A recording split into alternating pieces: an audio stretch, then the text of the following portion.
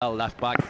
So there's not a great deal of options on there from an attacking point of view. But look, you need to look after these players. There's no point in taking any chances with them. But hopefully that won't be the situation. You know, hopefully we won't be in need of somebody to come on and to get us out of a hole. Hopefully the game will be sealed by the time we need to do anything like that. Yeah, and one on Lewis Miley, because he is not on the bench as a reflection of how he's played in the past 7 games. Put it that way. No, absolutely not. Look, he's 17 years of age.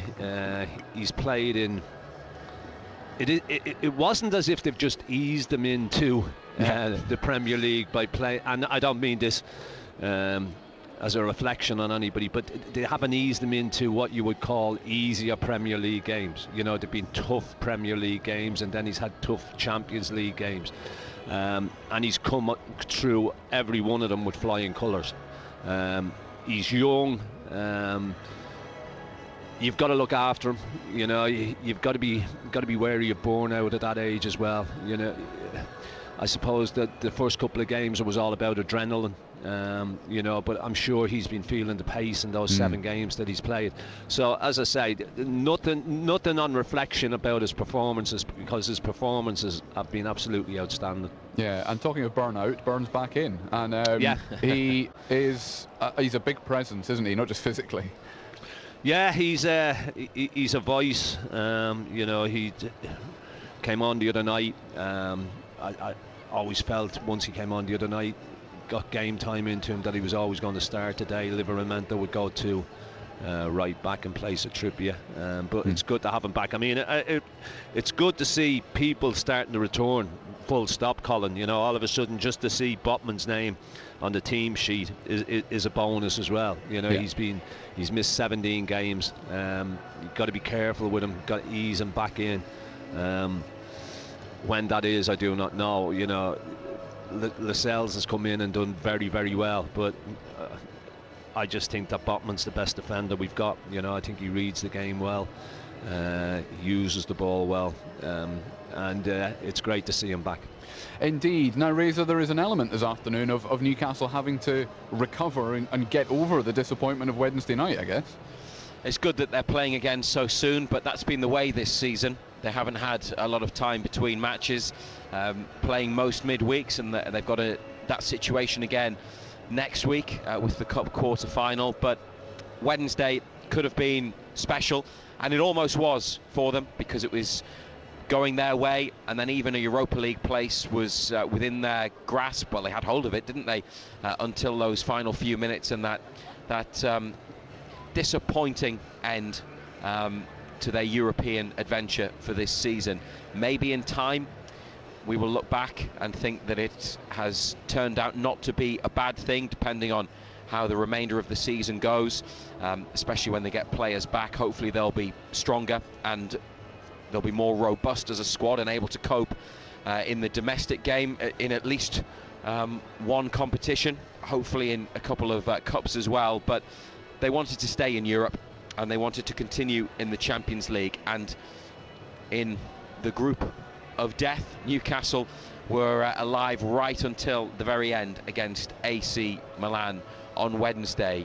There have been some brilliant moments on the continent for them this season, and with those Champions League evenings at St James's Park, they've had a taste of what it's like again at the very top of European football, Colin, and Eddie Howe is determined to take Newcastle there again. Yeah, I definitely think it's whetted the appetite in terms of we'd love to get there again, and that's a fierce motivation for us.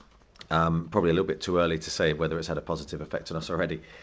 I think there was, certainly when you have a moment like that, you have to allow the players to feel normal emotions before then returning to work, and it's our job as managers and coaches to then direct the thought process the way you want it to go. And certainly for me, it's positive, it's the future, and we can still have a great season.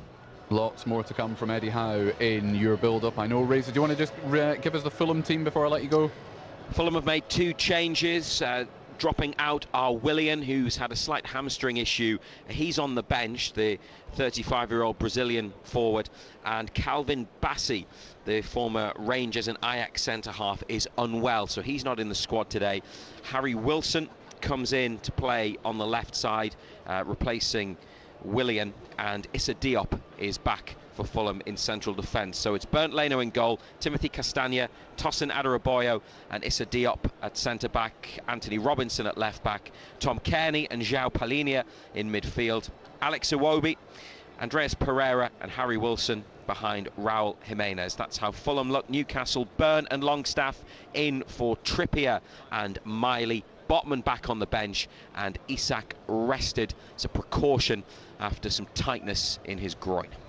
Matthew Racebeck and John Anderson, thank you both for the moment. Their match this afternoon and the rest of their build-up will be on our FM frequencies this afternoon. We'll talk non-league football for a minute or two now, though, because Gateshead are into the final 5 minutes at home to Halifax, but they are still 2-0 down. That goal late in the first half, and then Miliali getting the second for Halifax. That was a 12:30 kickoff, so yeah, just about 5 minutes left.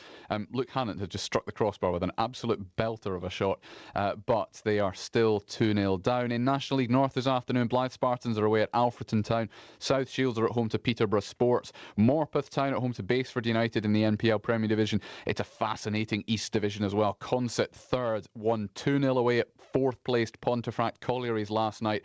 Ben Ramsey and Arjun Purawal, a terrific win for them. They are now 4 points clear of Pontefract in third. The two teams above them, Stockton and Hebburn, face each other on Teesside this afternoon. That is going to be a cracker as well. The other two games in that division, Ashington at home to Newton Aycliffe and Dunstan at home to Ossett United. In the Scottish Lowland League, Berwick Rangers are at home to Edinburgh University this afternoon, but there are finally 3 games in the third round of the FA Vase as well. Both Blythe Town and Newcastle University have had to reverse their fixtures, so Blythe are away at Bishop Auckland now, Newcastle University away at Silsden, but Wickham are at home to Earlham this afternoon, from where our non-league reporter Paul Dixon joins us. Good afternoon, Paul. Good afternoon, Colin. Are you well? Yes, thank you. Now, I set you a challenge before you left the office, which was to find out why Wickham are still at home when the other two fixtures have been reversed. Do you know the answer? Well, I'm getting the answer off the media chap, but the chairman who I wanted to speak to, Ross Gregory, as all good chairmen do, is at the cafe serving teas and sandwiches out for the crowd. So he's rather busy at the minute making money for the club, which they all need. The news is, Colin, that Earlham, bless them, know how hard Wickham have tried to get this game on over the last fortnight. So when they've said, you know, should we now come to your place? Earlham have very kindly said, no, we'll come up to Wickham and we'll play the game there. So that's very well done of Earlham Town for doing that, Colin. Yeah, they deserve a huge amount of credit for that, because they could have got themselves a little payday there. Another home match is always welcome, and all the drink sales and all that kind of thing that goes with having a home match is completely different to an away match. So yeah, we will give Earlham the credit that they deserve for that. The Vase really matters to teams. We say it every time we talk about it, but this is a genuine opportunity for players who will never otherwise play at Wembley to go to Wembley. Well, they've just reminded me here, and there was big opposition when I was playing for Newcastle. Blue Star was Wickham 41 years ago when they won at Wembley. And, there's remnants of that victory here at Wickham where I'm sitting now. And, yes, they would love an extended run. Have they got a good enough team to do it? I'm not sure. And, we look at our other teams as well, Blythe Town and Newcastle University, but they've done exceptionally well to get where they've gotten so far. And if they could get another round, well done to them. Yeah, absolutely. So Wickham, who are 15th in the Northern League First Division at the moment, and obviously the other two teams that we're talking about in Blythe Town and Newcastle University are Division 2 teams. It's probably the biggest match in Blythe Town's history, this, isn't it? Away at Bishop Auckland. Very much was, and it was a game that I was looking forward to going up to Blythe for them to play. They did have the opportunity when Blythe Spartans were away from home, Newcastle were away from home. I think they could have gotten anywhere between 1,000 and 1,500 in that lovely little ground up at East Northumberland there. But they've reversed the game, and now they've got to go to Bishop Auckland, who are sitting top of the Northern League First Division, and have got, bigger, really wanting to move on, push the team into the next levels, where like Blythe will have to be right on the metal. But they have, they've got Dan Wilson, they've got Robbie Dale, they've got good players in that team. Can they do it as a one-off? We'll find out today, Colin. We will indeed. Paul, thank you very much indeed. For the moment, we'll get updates at half-time and at full-time from Paul Dixon. We'll keep an eye on the games involving Blythetown and Newcastle University as well, and we will do our local football roundup at 5:45. In the Women's Championship tomorrow, it's the final games before the winter break. So Durham at home to Southampton, Sunderland at home to Birmingham. Durham's game at Maiden Castle is at 12 o'clock. Sunderland's game at Eppleton is at 2 o'clock, and also at 2 o'clock tomorrow, Newcastle United at home to AFC Fylde at Kingston Park in the National League. A couple of early games to remind you of. Gateshead still not quite finished. They're into the last couple of minutes of injury time. It's not gone well. Luke Hannant has hit the crossbar a few minutes ago, as I mentioned, and then Marcus Denanga's just miscontrolled it inside the box. And if he'd controlled it well, it would have been an absolute certainty to get one back and set up a dramatic finish. But it feels like it might just have been one of those afternoons. So Gateshead nil, Halifax. I wonder if the owners actually just a couple of minutes there. And in the Championship, I still don't think it's quite finished actually. But that kicks off at 12:30 as well. The Anglian Derby is 2-2 between Ipswich and Norwich. Away from football then, European Challenge Cup takes Newcastle Falcons to South Africa. I think what's more important is getting this manager right. It wouldn't be called the European Challenge Cup. They face Lions at 3:15 this afternoon, so we will keep you abreast of that one. The Falcons, who were beaten by Montpellier in the first group match last weekend. We'll have to ask Anthony. And who also we'll have to ask Anthony to win a competitive match so far this season. In the basketball, the Newcastle Eagles women are away at Oakland Wolves at 6 o'clock tonight, but the Durham Palatinate already in action at home to London Lions, who are the best team in the division by distance, and therefore there is no real shame in this being the score with 8 minutes to go. They are 83-44 down the Palatinates. They did run them very close in the first quarter, and then lost the second quarter by 18, which is really where the Lions were able to stretch their legs. So 83-44 with about 7 minutes to go, and the Newcastle Eagles men, are away at Cheshire Phoenix tomorrow night. Quick reminder that Josh Kelly fights at the Beacon of Light tonight against Placido Ramirez. In the ice hockey, Whitley Warriors away at Blackburn Hawks. That's at 6 o'clock tomorrow. And in the Scottish Open Super semi-finals, Gary Wilson from Wallsend, the defending champion, up against Zhao Yuelong. Off he Saturday, took Sunday, the Monday opening and frame, Tuesday. but has now found himself, well, he was 2-1 down the last time I looked. He's just got himself back to 2-all. Monday this year. First to 5 in this. So Gary Wilson now 2-all, 2 frames all against Zhao Yuelong. Couple of things from around the world as well. In cricket, England's men's T20 play the West Indies later. They have to win to try and keep the 5-match series alive because they're already 2-0 down. And England's women have lost a test match in India. To be quite honest with you, England's captain Heather Knight saying the conditions were extreme, not what they were used to.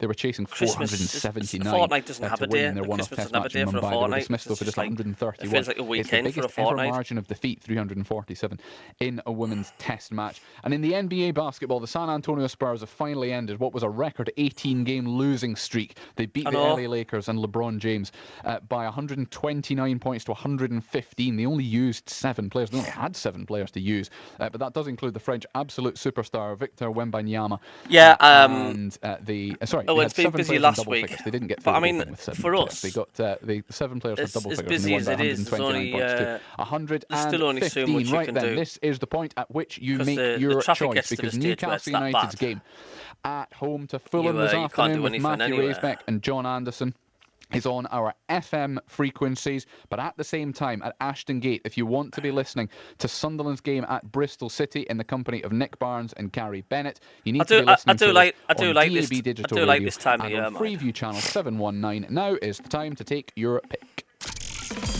Matt Bailey at breakfast. We're going on our Christmas night out tonight, and I have booked my taxi to pick me up outside a takeaway, which I think makes me bad of the ball. National Lampoon's Christmas Vacation. Tracy says I use thick toasty bread to make normal sandwiches. Robbie says, despite my other half Lucy constantly reminding me to put all the knives in one section and the forks in the other in our dishwasher, I still just randomly chuck everything in. Bad of the ball. Absolutely.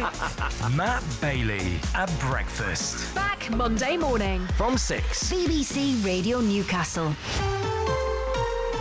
Total Sport Northeast. The sound of Which one? The sound of Sunderland. As Ahmad Hey. plays it back to O'Nien. Oh! Into the penalty area. Pritchard back to Sirkin. Oh, is it? What a goal! Again! Dennis Sirkin, what a goal! Little tap from Roberts through to Ahmad, who shoots. Great sport kicks off here. BBC Radio Newcastle. Welcome back to Ashton Gate, grey. What's that? Have you cloudy seen skies, planes, but trains and actually automobiles? It's a mild afternoon. They've actually got a snow machine outside. They were trying to convince me earlier. I was shown a photograph of the It's Sunderland club staff literally showed me a photograph of snow. a and I said, marketing "You're fella, joking, posh how guy, did I meets miss this that?" like They've got a snow complete machine idiot, just outside the and they get stuck with each front other on the entrance journey trying to outside get one back of the home. bars. And it's Just in case. just watch it, it's Sunderland, hilarious. 2 changes. Patterson in goal. Huggins, Ballard, O'Nien and Hume. Neil, Equa, Roberts, Barr, Clark and Pritchard. The bench is Bishop, Job, Burstow, Mayenda, Rusin, Aushish, Sealt, Triantis and Dak. 2 changes likewise for Bristol City. O'Leary in goal. Tanner, Viner, Dickey, Pring, Sykes, James, Gardner, Hickman on loan from West Brom. Mehmeti are the 2 that come in. Conway and Knight. They played 4-4-2 last time.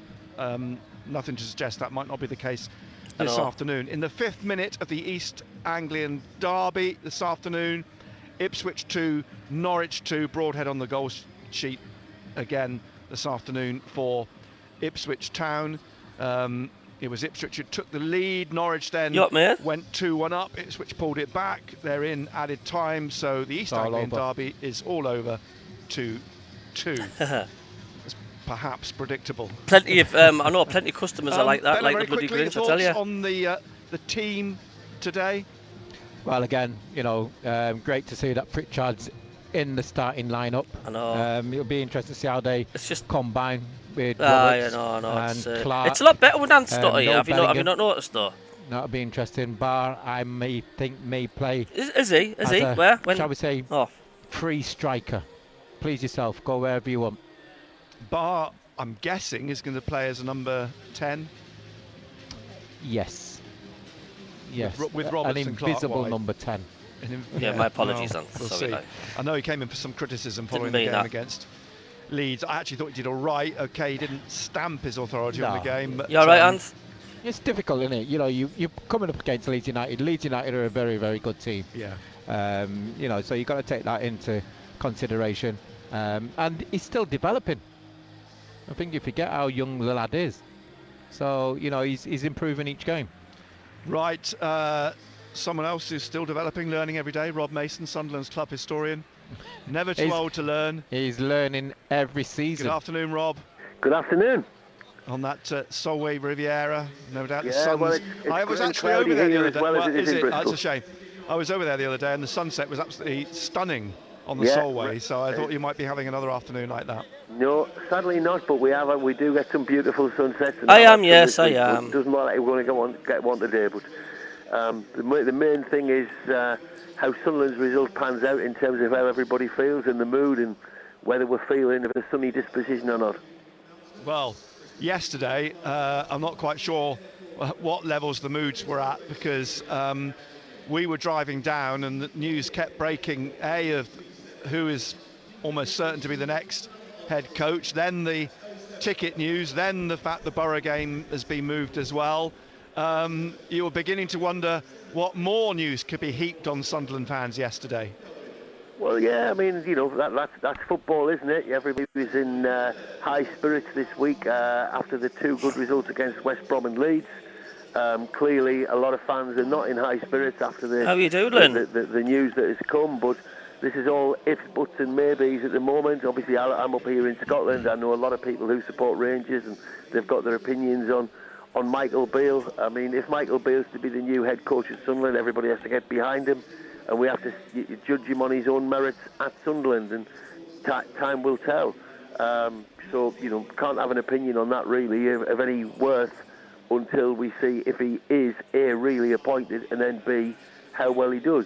But in answer to that second part of how well he does, that will partly depend on everybody being behind him and giving him every Back in a second, every guys. opportunity. I'll cheers Gordon for the team lineup there, the mate. new coach, new head coach, whoever that might be, can possibly do. You know, we all have to pull in the same direction. There's some very, very big games coming up, and this afternoon is a big game, you know, as we look to try and make it 3 wins in a row.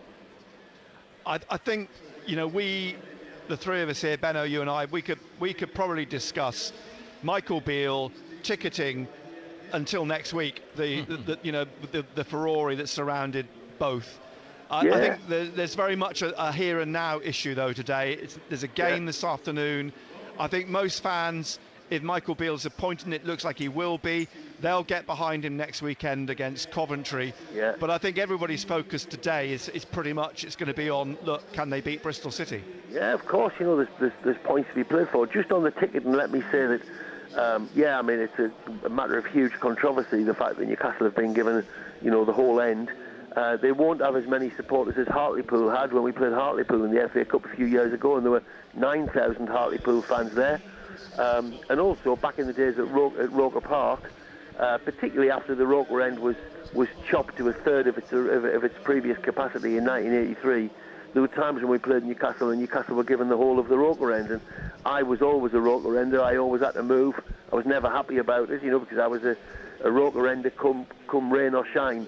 But, you know, there is a precedent there. You know, it has happened before, and as I say, the number of Newcastle fans will be only 2/3 as many as Hartlepool brought when we played them in the FA Cup. Clearly there wasn't such an issue with Hartlepool fans as Newcastle fans. But as you say, coming back to today's game, you know, there's 3 points at stake. There's the momentum of the club at stake. I'm interested to see how the team lines up. Given the changes that we made on Tuesday night, that was a big surprise to me and everybody else, that we changed shape and changed style and didn't have so much of the ball as we normally do. It looks like we're going back to our normal 4-2-3-1 shape, or perhaps 4-1-4-1 shape today. And I think that Barr will play as a number 10 and Pritchard will be the furthest man forward. But the difference there is that Barr's got the legs to actually go past Pritchard and you know, run in and get in behind. Barr's a bit of a hit and miss player. You know, we've seen him miss some very, very good chances in recent games, you know, in fairly recent games. But he always does look to me like he's got a goal in him and some end product in him. And he's got a couple of goals this season, and perhaps he might be the man to break the deadlock at Ashton Gate this afternoon. Brilliant. Rob, we're going to have to leave it there. Got quite a lot to squeeze in before 3, but we'll talk to you, of course, next weekend. Coventry City, the visitors. See you, Rob. Thank you very much indeed. Rob Mason, Sunderland club historian. And just worth pointing out that if you've got something to air about the ticket situation, whether you're a North Stand season card holder or not, or whether, you know, whatever your thoughts on Michael Beale, Total Sport is back on Monday night, 6 till 8, all week, every night. Give the programme a call, give us a ring, email us, message us on Mr. Twitter. Barnsley, how are you doing? Barnsley v Charlton, South Sunderland is today. You'll get all the numbers later when Colin does the phone in after the game with Benno. He's looking forward to that. Because there's another opportunity. There's another opportunity. I was going to throw Gabbers' name in there and give him his another number. opportunity for you to air your thoughts and concerns at the end of the programme in the phone-in afterwards. Well, if they're struggling for tickets, they might as well ask me, because I've had 2,000 offers already. Have you? I know. You're a busy man in the car coming down. Busy man. Very busy. Just have a word with Benno if you want a ticket for the derby. No, don't, please. I don't have enough on our plates without that on top of everything else. I said we've got a lot to get in. We've got to hear from Mike Dodds a couple of times. We've got to hear from Jensen Seal and Mel Ray ahead of their game tomorrow, the Sunderland women. 2 changes for Sunderland. Equa and Roberts come in this afternoon for Jobe and Sealt.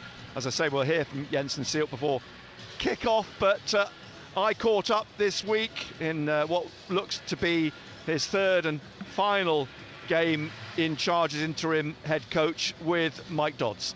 Mike, you spoke there about your day off, and I know on Tuesday night after the game you were desperate for a breather, but you said you still, you know, on your day off couldn't help but watch a couple of Bristol City games. I mean, are you comfortable? Are you prepared for the intensity, the sort of the 24/7 nature of the job, because it is all-encompassing, isn't it? Yeah, it's a really good question, and that's one of the things that I've reflected on in terms of I have a lot of self-assurance in terms of coaching, in terms of trying to get clarity with players around individuals or the team in terms of what I want them to do. I think I'm quite strong in those areas, but you're never quite prepared. No one can prepare you for the level of intensity. Now, in the nice possible way, I think I've had the extreme version of it, haven't I, in terms of West Bromwich Albion, who were in form, Leeds are both in form, both in the players live on Sky. So I probably have had the most extreme version of that intensity. But that is definitely something I've reflected on in terms of, in the future, if I was ever to be a head coach, is how do I get that balance? And that's something, as time goes on and the dust settles, I will definitely reflect on. I think when Tony was talking about the involvement you have as a coach, I think he was talking about Alessandro will be sitting at 2:00 in the morning with his laptop in bed, planning set pieces. Yeah. And, it does take over your life, doesn't it? Yeah. And Ali's very, very similar to me in terms of if you're going to do a job, you do it properly, and it can consume. Just ordered and, 2 Sunderland away shirts. The third any younger, because I love that fluorescent yellow from DH Gate. We have to do £10.42 per top. But on the flip side of that, we know how privileged we are to work for this football club, and we know where we want to get to, both professionally and with the football club.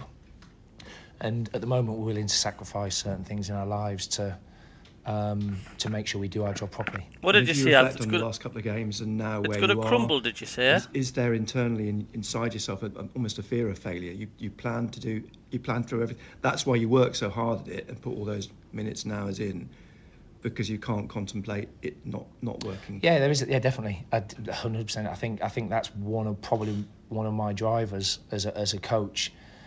Is I don't want to let people down. In particular the fans, because this is their life, and I used an example to someone the other day that I'm a guest in their environment, I'm a guest in their life, and while I'm here, I'll always be respectful of that kind of. I'll always be really respectful of. I don't know what the word is. That notion that I'm not going to be here forever, and if this is when I leave, they're still going to be here. So what I want to try and do is when I do leave the football club, I want to leave it in a better position. And one of the drivers is that what I don't want to do is let anyone down. So I think that kind of obsessive process would be fueled by that. Do you? This is looking into the future, but let's say you don't get the head coach job here. Do you see yourself down the line being Liam Manning? Yeah, I think at some point I would want to go at it, but I think where I'm at is. 7 days ago I was, can he do the job? And I think we've got to slow down. With all due respect, it's been 2 games. I think I've demonstrated a competence. I think I've demonstrated an understanding of what it looks like at championship level. And like I've alluded to, if I'm going to get tested, I'd want to get tested against 2 really, really good coaches, 2 really good teams live on Sky, because that's who I am as a person.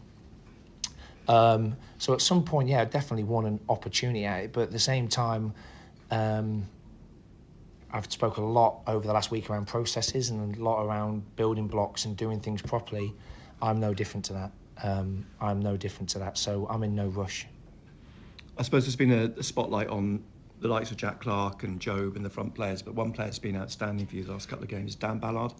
Yeah. And he sometimes seems to go under the radar a bit, but he's in that bracket, isn't he? Oh, look, Dan Ballard for me is one of, if not the best, and I don't want to put too much pressure on him, but I'm going to say he's one of the best defenders in the league for me, and there's not many things he can't do, and he's going to be a potential international captain in my opinion. So there is a level of when I sit in this position and the last 2 games have gone really, really well, and there's loads of things that have happened in the last week.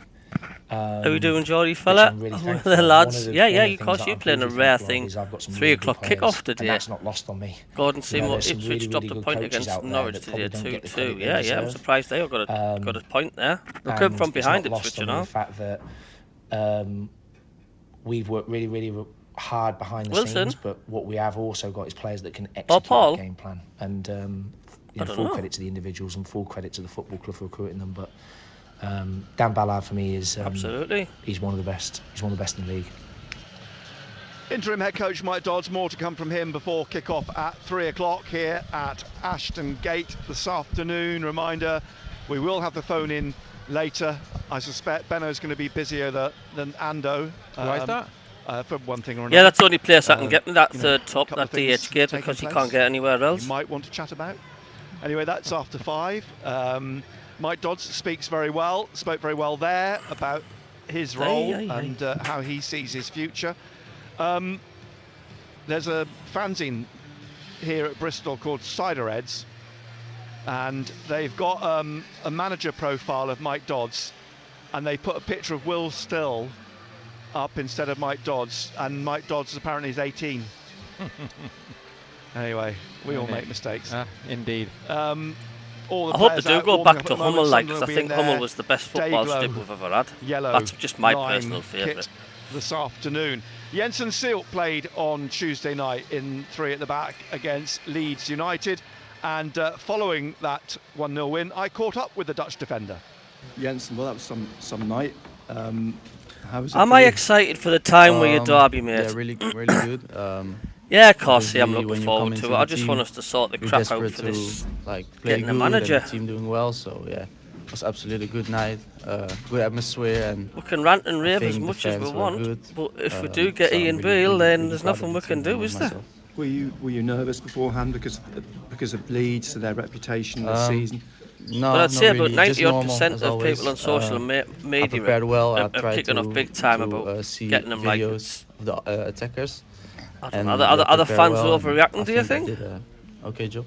I think you did more than an okay job. I mean, in terms of Mike Dodds being in charge, he's talked about his planning, his processes, and the players having clarity. Is that part of the reason that you felt perhaps more relaxed at? Yeah, I think Dodds is really he plans everything into the details. We know exactly what we need to do, what we can expect. So yeah, I think he's doing. All you can do, if we do, I mean, there's no confirmation that it is him anyway, is there really? Apart from the fact you might have you just twinged your hamstring, or you got. Slight... No, it's nothing serious. It was just a little bit of tension, like a little bit of cramp-ish, I think. So no, it wouldn't be a big problem. Mike's just been in and said you're a fantastic addition to the football club, and I know you've had to be patient, you've had to bide your time, but if you put in performances like that, I'm sure with the number of games you've got coming up over the next month and a half, 2 months, you're going to be much more heavily involved. Yeah, I'm just trying to do my best every time I get a chance. He just doesn't want to spend the money, does he? I mean, if there was a get-out clause on my favourite position, centre back. Yeah, I just need to go on like this and train good and show myself. He wasn't going to pay it, was he? Yeah, I'm feeling really welcome at the football club, and yeah, it's really good. You say centre back. I think that is your first choice position. But for like Will Still to leave his current club, he would have had to pay some compensation. So he wants to go for someone who's not working. So it's just saving on pennies, isn't it? I think the coach is really speaking with me about positions I can play. But for myself, centre back is obviously my favourite position. I've played there my whole life. I've never heard of any of them, but I can show it's strange, isn't it? Why is nobody kicking off about the foreign managers getting mentioned? Is it because the foreign it's got like a twang to it? It's like, oh, it's foreign, get in, going to be good. That's what could be doing it. And how difficult was it tonight? I mean, Lee's got a lot of pace. I guess that's one of the reasons you're in. You need to be on every moment. Like every moment, something can happen. Summerfield, James, really good players, really quick. And I think, we as a defence, we did really well. We speak a lot, and it was just a good performance. And did you think you'd scored? Oh yeah, it was so close. I already was celebrating, but unbelievable save from the goalie. But yeah, I think we really are threat in set pieces. So if we just go on like that, we can score more goals from set pieces. Jensen Seelt chatting to me following the game against Leeds on Tuesday night. I've just noticed our colleagues Phil Smith has tweeted a picture of the stadium saying what a fabulous view we have from the press box here, and it is. Right. And it is, right. Have you just been to Argos, Paul, and got yourself a microphone? So I pointed this out, and he's replied, "Everyone's a critic." He's right, but he has. I mean, anyway, it's a glorious view of the Clifton Suspension Bridge. Obviously, it's where he's taken the picture from. Well, I think he may be in a position where he can't see it anyway. There, all these modern day problems. The players just leaving the pitch here, following their warm up. Sunderland 2 changes, Hello, Bristol all. City 2 changes. Of course, we'll go through those again as we approach kick-off and as the game gets underway. Sunderland women return to league action tomorrow. They've had a busy few weeks. They've been in the FA Cup. They're through in that. They put 7 past Durham Sestria and have drawn Southampton in the next round, which will be the second week of January the 14th. And we hope to bring you commentary of the 3 games involving Durham, Newcastle United and Sunderland women on that weekend. It's the weekend that Sunderland are away at Ipswich Town. You got the stream on that, so now a 5:30 kick-off on the Saturday.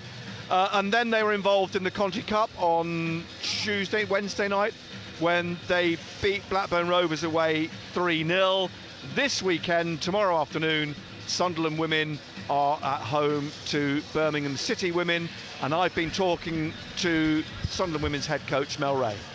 Mel, firstly, reaction to the draw, Southampton at home. I mean, it's a home draw predominantly, I suppose, the big key thing. Yeah, we could have got an easier one, and we could have got a harder one. It's probably a true championship kind of tie, but we take huge confidence from the fact that we've beat them this season already. So, Norwich played well today. I thought there was slightly the better side of the two. Has anybody seen it? Very well organised, got some really good players, but I think out of everything, we're just delighted that it was at home and we're not trekking down the south. It was, yeah. I mean, you've talked about the goals you scored. You could have scored more, I'm told. But probably what's pleased you most over that game and the Blackburn game is 2 clean sheets as well. Yeah. Delighted for both the keepers, especially Megan last night. That's her first clean sheet for the football club, so she's been working really hard and being really patient, being Claudia, behind Claudia.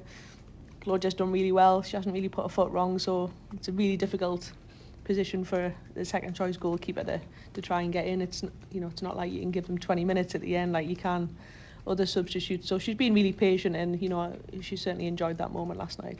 You spoke last week about this strange sort of staggered season that you have, and you sort of stagger into another league game now. You're forgetting what the league is. It seems so long since you've played a league game. Yeah, it does, and these 2 games that we've played have probably been good warm-up games for the Birmingham game. Every player's now had a good proportion of minutes going into the game.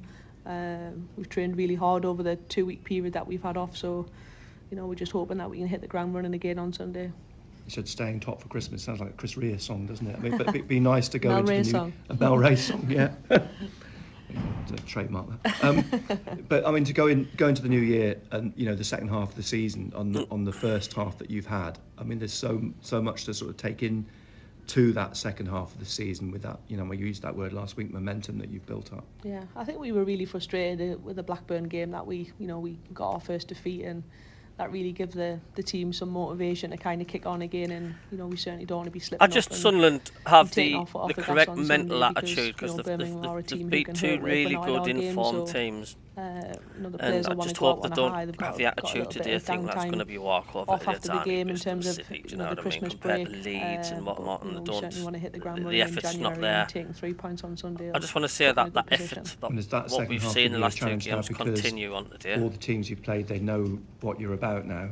I mean, so that sort of, in a way, ups the ante for you? Yeah, I think it works both ways. You're more prepared to play against the opposition because you've been there and done it, and likewise, they know you, and that's now about us trying to push on to the next level. And the things that we've identified in the first half of the season to be better, that's what we've challenged the group to be, and that can take it to the next level if the players can get that in their game, I suppose.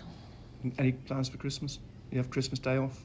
Yeah, definitely. Yeah, we're in Tuesday, Wednesday, Thursday next week, and then the players are gone for 11 days, and then they come back on the 2nd of January. And do they have to do the weights and everything to make sure they haven't been eating too much? They're going to get a Christmas schedule programme delivered tonight by Jack, our S&C coach, and You know, at the end of the day, they're professional footballers. They're very lucky to have 11 days off. You know, the men aren't that fortunate and play over Christmas, so they have to look after themselves and come back in the right condition.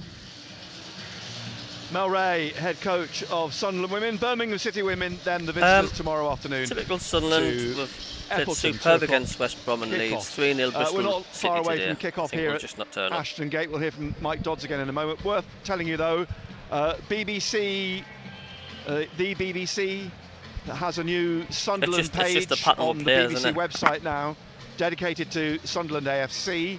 They have a page for all the Premier League clubs, and now they've got one for Sunderland. And there'll be plenty to go on it. They're certainly, well, it got off to a flyer, hasn't it, this week? It's not been short of things, and there's even a picture of you on there. Is there? There's a photograph of you on the page, holding my matchbook. The boot. There you go. That's on the new Sunderland page, which can be found. Yes, we did. We did play last night with 1-3-1, didn't we, Paul? It was a good match, wasn't it? /Sunderland AFC, I assume. I should have checked it last night and I've forgotten. I meant to check it today and I've forgotten. But you'll find it. You'll find it. Whatever. We can't, you know, on TV you point to the QR code, but we can't do that on the radio. Yeah. But I mean, you'll find it. It's on the BBC website, the BBC Sport website, /Sunderland. I should be trying to find it now, actually, as I'm telling you. Talk about something, Benno, while I try and find it. What shall we talk about? Talk about the mascots. They've been putting themselves about here. Yeah, indeed. There's plenty of them. There is plenty of them. Yes. While I try and find what...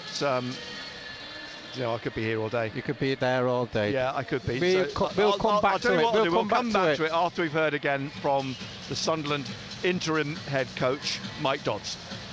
In midfield, you've got a slight dilemma in one respect, in that numbers, Pierre and Job, and you've got to be careful. You know, if you want Pierre out for a rest, you've got to bring Job back into position. Where I'm going with this is Jay Matetti. How far away is Jay? I'd Jay's rather have Dodds in charge than Ian Beale, put it that way. Training. I think he's going to play for the under-21s on Monday, so he's not a million miles away, and he'll be not want him a really welcome boost in terms of competition, in terms of depth. So Jay will be a really welcome addition, and he's not a million miles away. You talked about Liam Manning, Bristol City. They probably are. Why do you think there's such a kick-off with the fans, Anth? Historically, the last few visits there have ended in sort of goal fests. I mean, we said that about the Leeds game the other night, and it could have been 0-0. But I mean, what are your thoughts on the way that Bristol will approach the game? What do you think, Paul? What do you reckon of the possible appointment? As I said, I think they are in a false position. I think they've got some really, really good players, similar to us, young players. You know, he's a really, really good coach. He'll have them organised both in and out of possession. I think the difficulty they will be the same. I know they will. The difficulty will be, you know, the last 4 games have changed shapes, and obviously we've changed shapes. So I know he's a good coach, so he'll be doing his homework. He'll be thinking, you know, what shape are they going to play, what they're going to do. He'll be sitting on his laptop watching your games. Yeah. And he probably won't predict what we're going to do anyway. But we're the same in terms of, you know, what are they going to do? And I think that's a sign of a good coach, if I'm honest. And the results haven't quite gone his way. But when I've watched their games, you know, if I was him, I would quite like what I've seen. So yeah, it'll be a really interesting game. I feel like I've said this the last 2 games, but I can only be as honest as I can be. But I think it'll be a really tactical game. I think he's a really good coach. I think they've got some good players, and we know that just because what's happened the last 2 games, we're going to be judged at 5 o'clock on Saturday evening. Is one of the things that you will take out of these last 2 games, and possibly Saturdays as well, is one of the strengths you've got is your unpredictability. I don't think anybody expected the team that you played on Tuesday night, and it left all of us trying to figure out what the lineup was going to be, because players like Sealt can play in midfield, Hume can play in midfield. So that is Gordon says, I think we'll win 2-0 today with goals from Higgins and Clark. What are the others for your forecasts? There's the majority. I will never make a decision that is to go and get 3 points egotistical, today. that is, you know, we're not expected to do anything, for the sake of making a decision. Whatever decision has been made will be thoroughly thought out. It will be discussed 1,000 times amongst the backroom staff. We would have kind of checked and challenged each other on it. So when I make the decision on Tuesday to do what we did, that wasn't just a 5-minute decision. That might not be, Bill. I mean, we could be totally barking up the wrong. Hours and hours I think we're only going by links and Facebook. We do this, they do that, and rumours on the internet. That would be the same for that would be the same for Saturday in terms of whatever the final decision is for Saturday. That won't be a 5-minute decision. That will be a decision that has been made over a sustained period of time. Total Sport North East. Nick Barnes and Gary Bennett, MBE. BBC Radio Newcastle. Mike Dodds speaking ahead of what looks like to be his final match as interim head coach. Mention the BBC Sport Sunderland page on the BBC website. If you search for BBC Sport Sunderland, you'll find it, or search for Sunderland on the BBC Sport app. The full URL, as they say in technological terms, get it right, is a mouthful, but it's bbc.co.uk/sport/. Have you got your Mac? Have you got the stream on? Teams/Sunderland. So, all that borne in mind, you should be able to find the new Sunderland page on Discord on the BBC Sport website. Must say hello again, because you probably missed it on Tuesday night, to George Forster, who's not so well. He's actually very up at the moment. He's on his it's just, I mean, I can get on the fire stick, but I'd rather be in sync with you guys. Do you know what I mean? In his hospital bed.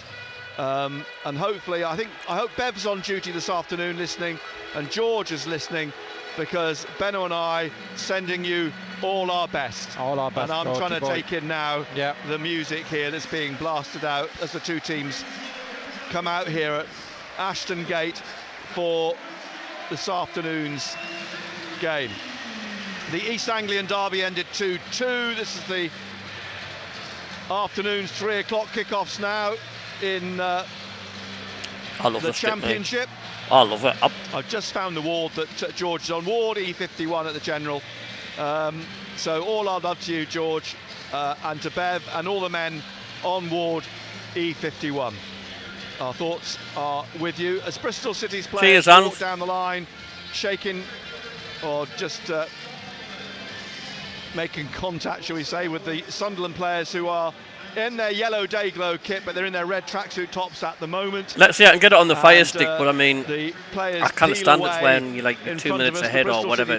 They're wearing a red pinstripe. I don't want to be like Jacob, do you know what I mean? White shorts and red socks. Bristol City.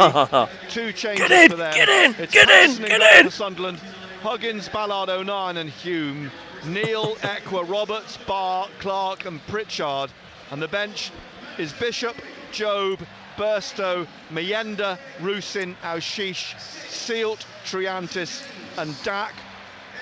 Bristol City, it's O'Leary in goal, Max O'Leary, back 4, George Tanner, Zach Viner, Rob Dickey and Cameron Pring.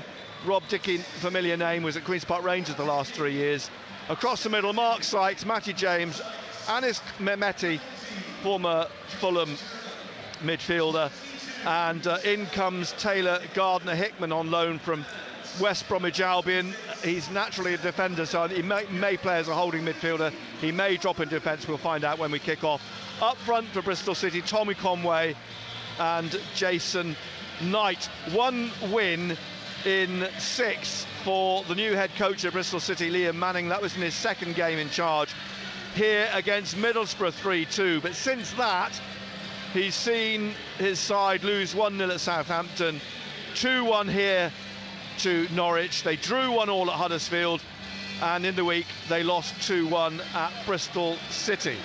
Sunderland away to our left at the minute. We look to the Accio stand behind that, the Clifton Suspension Bridge and Clifton on the hillside. I was just having a look around, and the last time obviously they wore this kit, one of the problems which we think the referee has is with the security.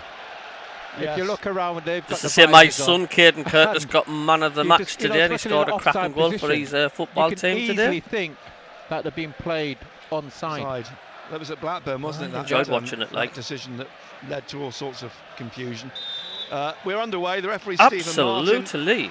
He's been in charge of one game at Sunderland, as it turned out this season, and that was the home game against Cardiff City, which they lost 1-0. O'Nien down in the corner manages to allow the ball to roll out. What do you do if it came out? He was under pressure from Anis Mehmeti.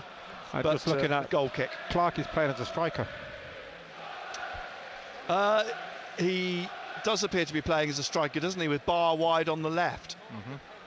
Pritchard here to the right of Clark at the moment. Roberts just ahead. Now O'Nien, what happened here? O'Nien's on the deck. Being caught late there. Tommy Conway is going to get a yellow card, and we're only 44 seconds into the game. Tommy Conway booked. Luke O'Nien picks himself up. Referee speaking to the 21-year-old Scotsman, actually born in Taunton, just down the road. We come through the academy ranks here at Bristol City. Frosty, all right, mate? But a booking already in the game. Stephen Martin all in black. Luke O'Nien will take the free kick back to Patterson. Radio Newcastle's about a minute and a half ahead, Sunderland isn't it? Fans in the Atyo stand behind Patterson. It's not completely full. There's quite a few empty seats in the corners and at the front. And the ball rolls out for a throw to Sunderland on the left, deep in their own half. So, of course, last time we played here, we won 3-2, didn't we? In the middle with Pritchard, Roberts and Barr wide. Barr on the left. Here he is trying to get a foot to it and gets it back to Pritchard. Battles they and played gets well it through because to Ellis Sims Barr, got a couple, didn't he? Clark in the centre circle, but there are three Bristol City players around him to get the ball off him, and it's turned back by Rob Dickie. And Rob Dickie gets it again and gives it away to Pritchard, who lays it off behind him to Roberts on the right side of the penalty area now. And Roberts, he's got Huggins in support. Roberts takes it on and passes it into the penalty area, looking for Clark, but it's cleared comfortably actually by Matty James. But it'll break for Barr wide on the left. He plays it back behind him to Hume.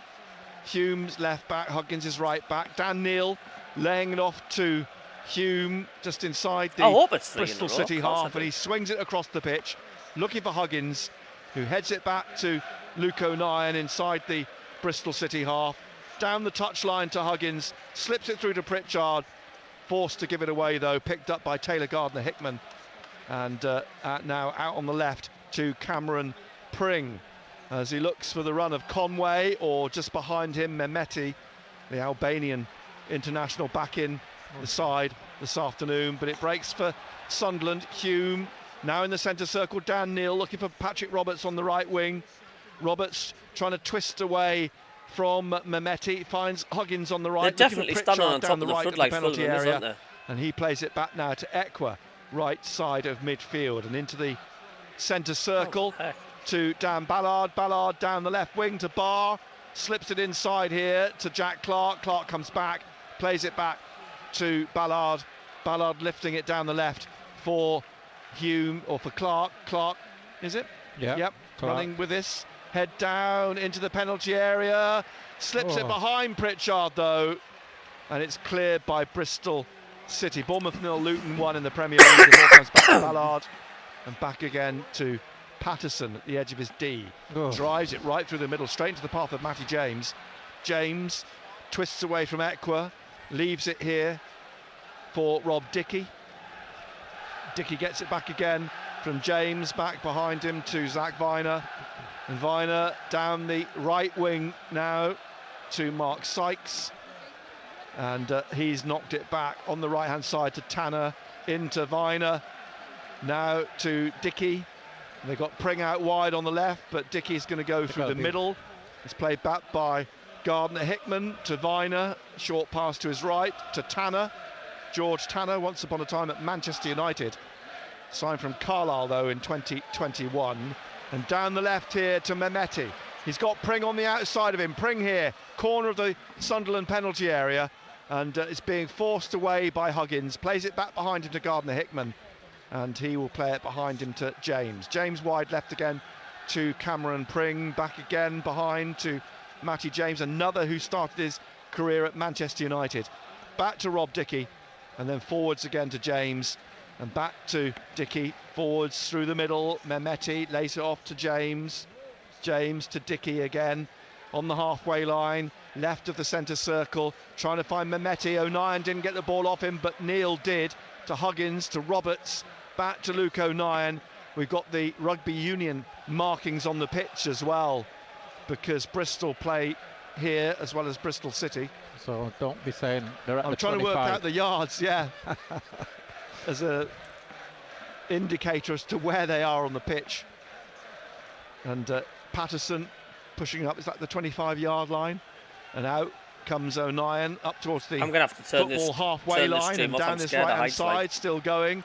Tries to slip the ball inside, showed a little bit too much of it to Mehmeti, comes back to Pring. Now it's knocked away into touch by Dickey. Halfway inside the Sunderland half on the right-hand side, 6 minutes played, Bristol City 0, Sunderland 0. Live here on BBC Radio Newcastle. A reminder, if you have something to say about the ticketing issue, about Mike Beale, the phone-in follows this, and we've got Total Sport back on Monday afternoon. You can Christmas. talk about anything you like, yeah, basically. Give you don't have ring. to talk about that. I'm just trying to sow a few seeds, you know, at this festive time of the year. O'Nien plays the ball back. Just a reminder, because I did point this out at the beginning, that Ballard nearly caught on the edge of the penalty area. Tell you what, you're lucky. Down has gone Mark Sykes. And lucky Luke O'Nien. And Luke O'Nien Dangerous put pass. Ballard into that predicament, but they've got away with it, and Barr on the break. Sunderland attacking the goal to our right, as I was saying before. They're defending the goal to our left, the Accio stand, and Sunderland have won a corner. So this from that almost catastrophic mistake at the back for Sunderland. Mad.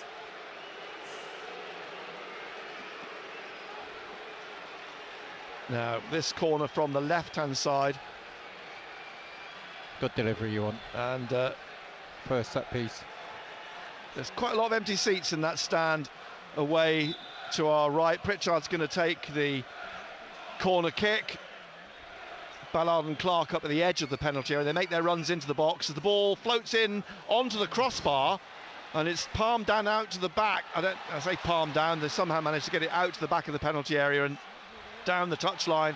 Mehmeti looking for the run on the far side of Tommy Conway. Neil's gone with him, shielding the ball from him, and it runs out for a Sunderland throw. Yeah, testing corner there for the goalkeeper. Oh, I would say so. So back it comes away to the Clifton end of Ashton Gate to our left.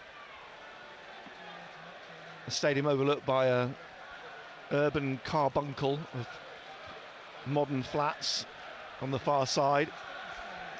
Quite a contrast to the Georgian elegance on the hill of Clifton away to our left. Here's Ballard out to the left, where Neil slips it inside to Equa. Equa into the middle in the centre circle. Roberts, short pass to Pritchard, who whips it away to the right here to Huggins. Huggins, Pring in front of him, needs a little bit of help here. Slips it inside to Roberts. Roberts now trying to get away from Gardner-Hickman. And out wide on this right-hand side, slips the ball into Huggins on the corner of the penalty area. Pritchard just behind him, out to Roberts on the right. I think so. And Roberts back with Mehmeti on his shoulder to O'Nien. And then inside to Neil, short pass forwards to Equa, to Neil just behind him, back to O'Nien at the edge of the centre circle, and Clark, has reverted to the left wing. And here he is on that left touchline, looking for the run of Barr. Viner goes across and puts his foot through it and takes down Barr as well, throw to Sunderland. And waiting for a ball, scooped up by Hume. Take the throw in again. Take the throw again. So 0-0, and we are in the 10th minute.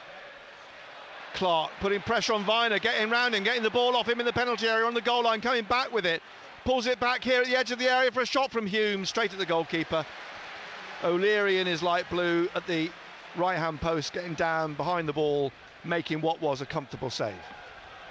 So still 0-0 in the 11th minute now. Pritchard closing the keeper down as he gets the ball clear up to the halfway line. Ballard heading it forwards from there. Dickey pushing it out to Gardner-Hickman, back to Rob Dickey in front of the D. He brings it out for Bristol City wide on this left-hand side to Pring. Born just up the road in Cheltenham, and he floats it up onto the head of Luke O'Nien, who heads it out to Equa, back to O'Nien on the right, almost on the rugby 25-yard line, back to Dan Ballard, just outside his penalty area, and he passes it to his right to O'Nien. Short pass forwards to Equa. Equa plays it back to Patterson. Trying to make a nuisance of himself in front of him is Jason Knight. Not much happening, Patterson passes it out to Equa eventually on the right, with Huggins ahead of him. Lad.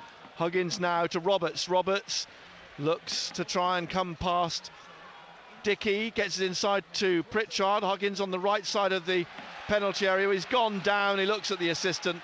Neither he or the referee is going to give anything there. Oh, no. And Gardner-Hickman plays it to Sykes in midfield, back through James to the goalkeeper, who passes it out to Zach Viner.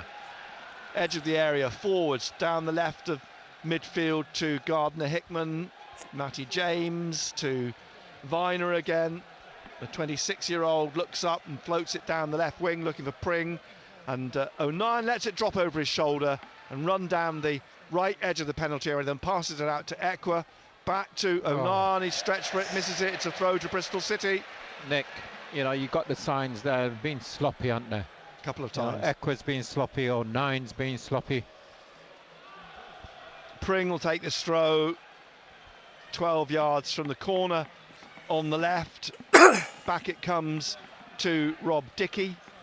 Plays it back into the centre circle to Zach Viner. Viner trying to get it through Jason Knight out to Sykes on the right wing. Sykes, Republic of Ireland international, 3 caps, pushes it to Knight down towards the corner, challenged by Hume. The ball breaks into the penalty area, headed out by Ballard to the He's not been right figure since of that Matty knock, James. Tried to lift it in over or up to the 6-yard line, where Patterson came out and got a hand to it. He was under pressure. He managed to get it clear. He was under pressure from Pring. I thought you pushed people on the himself up channel so onto far. him. Thank you. Just click that like button and get hit it the out. subscribe if you're new. Up Thank on you very halfway much. again. Thanks It's for with tuning in. Gardner-Hickman. He plays it back behind him to Rob Dickey into the middle. Viner then to George Tanner. And out wide again to Sykes, inside to Knight. Tries to get it out to Sykes again, closed down by Dan Neal. Sort of wrestling match going in on the touchline. And eventually a throw. And now it's pushed on by James to Sykes. And Sykes gets it back again. Does he? No, he doesn't, because James overstruck the pass. And it's run out for a throw. Would you be again happy with a point to today, Sunderland. lads? Reminder of Sunderland in their yellow with the blue sleeves. Black numbers rather than blue. You know what I would do, Nick, for 5 or 10 minutes? Just swap Clark and Barr. Put Clark back out on the left, because he's finding it difficult to get into the game, isn't he? Yeah, Clark back in the middle. There's Ballard driving it forwards up towards the halfway line. Viner heads it down. Pritchard out to the touchline. Barr ahead of him, inside Clark, and behind him, inside the Sunderland half. I don't think there's Clark any comes goals very in the championship at all. I'm not correct on that one. There's no goals at all in the championship. Passes it to O'Nien. O'Nien now to the left to Ballard. Ballard out wide again to Hume. Sykes ahead of him. Hume down the touchline to Pritchard. Back to Hume, inside to Dan Neal on halfway. And this is still out wide on the left. Pritchard's fouled. Push from behind. Free kick just a yard or two inside the Bristol City half. 15th minute, Bristol City 0, Sunderland 0, live on BBC Radio Newcastle. Pritchard just doubled up at the moment, just stretches and leaves the free kick, I think, for Hume to take. Neal's just inside of him. It's played back to Ballard, and Oops. Ballard across here now to O'Nien. O'Nien wide to Huggins now down the right to Roberts, halfway inside the Bristol City half. I'm greedy. I want 3 points. Eckwer just inside him, back out to Roberts. Roberts back over the halfway line to Luke O'Nien. He plays it into the middle to Dan Ballard. Ballard chased by Jason Knight, gets it through to Pritchard, but immediately closed down by Bristol City. It's headed back by Neil to Ballard, wide on the left, and he passes it back to Anthony Patterson at the corner of his penalty area, pushing it out to Dan Neil again in central midfield, who is left to Ballard, and Ballard coming up to halfway. Clark playing it back to Dan Neil. Neil squaring it to O'Nien on the right here. Mike Dodds waving his arms around, and the ball picked up by Roberts on halfway, slips it inside to Eckwer. Eckwer now at the edge of the centre circle, looking for Barr wide on the left, almost halfway inside the Bristol City half, taking on Tanner. He's trying to get to the corner of the penalty area, lays it off to Hume. Hume crosses, looking for Roberts, but straight into the goalkeeper's hands. Plymouth 0, Rotherham 1. Max O'Leary then, born in Bath, just up the way, come through the ranks here like a number of the players in this Bristol City squad. He passes the ball out to Gardner Hickman at the edge of the penalty area. He passes it to the right to Viner, looking for Knight, but is whipped off him by Neil. Inside to Eckwer, quickly out to Clark on the left of the penalty area, taking on Viner. Tanner's there as well. Tanner gets a foot to it. Clark gets back on it and is trying to twist away from Tanner. He's got Barr in support. Barr to the goal line, pulls it back. Viner gets a head on it. So too does Mehmeti to get it out into midfield, where Ballard nods it back down for Huggins. And Roberts is offside. Free kick to Bristol City. Well, it's been a fairly energetic first 17 minutes, but no goals as yet. Liam Manning, the young 38-year-old former non-league midfielder in charge of Bristol City, now appointed on November the 7th following the departure of Nigel Pearson, last in charge at Oxford United, for whom he was doing well this season. What's you guys' thoughts on the first come to a 20 minutes? Promotion position. The ball comes back to Max O'Leary, the 27-year-old keeper, kicks this long, headed back by Hume to Patterson, rolls it out to Trey Hume, out on the left, Barr ahead of him, and up over the halfway line goes Trey Hume. James goes to close him down, he gets it forwards to Barr, Tanner in front of him. Barr now slips it back to Pritchard on the left, and he will pause for a moment, then finds Barr inside him, gets it back to Pritchard, and behind him is Neil. And Neil now inside to Eckwer in the middle of the Bristol City half. Back to Dan Neil, back onto halfway to Ballard, and he plays it right to O'Nien here, who plays it down the right wing. Roberts now just cutting in a couple of yards, then going back out. Is he to Huggins? But no, he's gone inside. He's got away from two of them. And now Roberts still going into the penalty area, still going on his left. The final shot, just not enough power in it. Fantastic. It effectively trickles into O'Leary's hands, but what a run. And that would have been some goal. Fantastic. 0-0, 19th minute of the game. Back with the goalkeeper, passes it out to Dickey on the left here. And Pritchard on his shoulder gives the ball away to Roberts, and Pring is pulling Roberts' shirt, then he pushes him, but play goes on. Roberts is tripped up, but play still goes on. Mehmeti comes away on this left-hand side in front of Mike Dodds, and he's robbed of the ball by Huggins, back to O'Nien. O'Nien has to be aware that Conway is lurking, but he gets it back to Patterson, who passes out to Dan Neil, who's under pressure immediately. Penalty. And in goes Gardner Hickman, and it's a penalty. Hey, honestly, you cannot. They got an absolute mix-up at the edge of the penalty area, and Neil eventually caught Gardner Hickman, who went over on the line. What are you doing? But the referee looked at the spot. What is Patterson doing? Yes, again, poor clearance. It weren't even a clearance, a pass out. But then his reaction, you know, you're just asking for trouble. They were asking for trouble. Sloppy again. Gardner Hickman tripped on the edge of the area. Absolutely fannying about there, like. And it's a penalty to This is Bristol what I mean, City. getting too complacent against the not so good sides. In the we seem to take the foot off 20th the minute, gas and Tommy just Conway expect it to goes happen. forwards to take the kick. Absolutely, 4 goals this is it? season for the 21-year-old striker. He steps back a couple of yards. It's at the Sunderland end, away to our left. Patterson swinging his arms in the air, bouncing up and down on the line. Save it. And Conway comes forwards here now and slips it in the bottom corner. Bristol City lead. Penalty from Tommy Conway.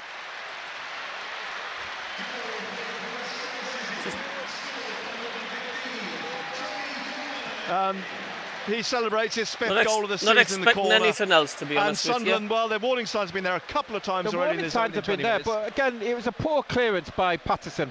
Poor pass out. Okay, you deal with that. But then to go and make another mistake, turn up against mediocre teams, out and mentally he's haven't caught got him. the capability of doing it. Don't know if it was in the box or out. You just can't do it. Very much looked to be on the line, didn't it? It looked on the line, but you're just asking for trouble. They were sloppy. Rolled into the bottom right corner. Patterson went the other way.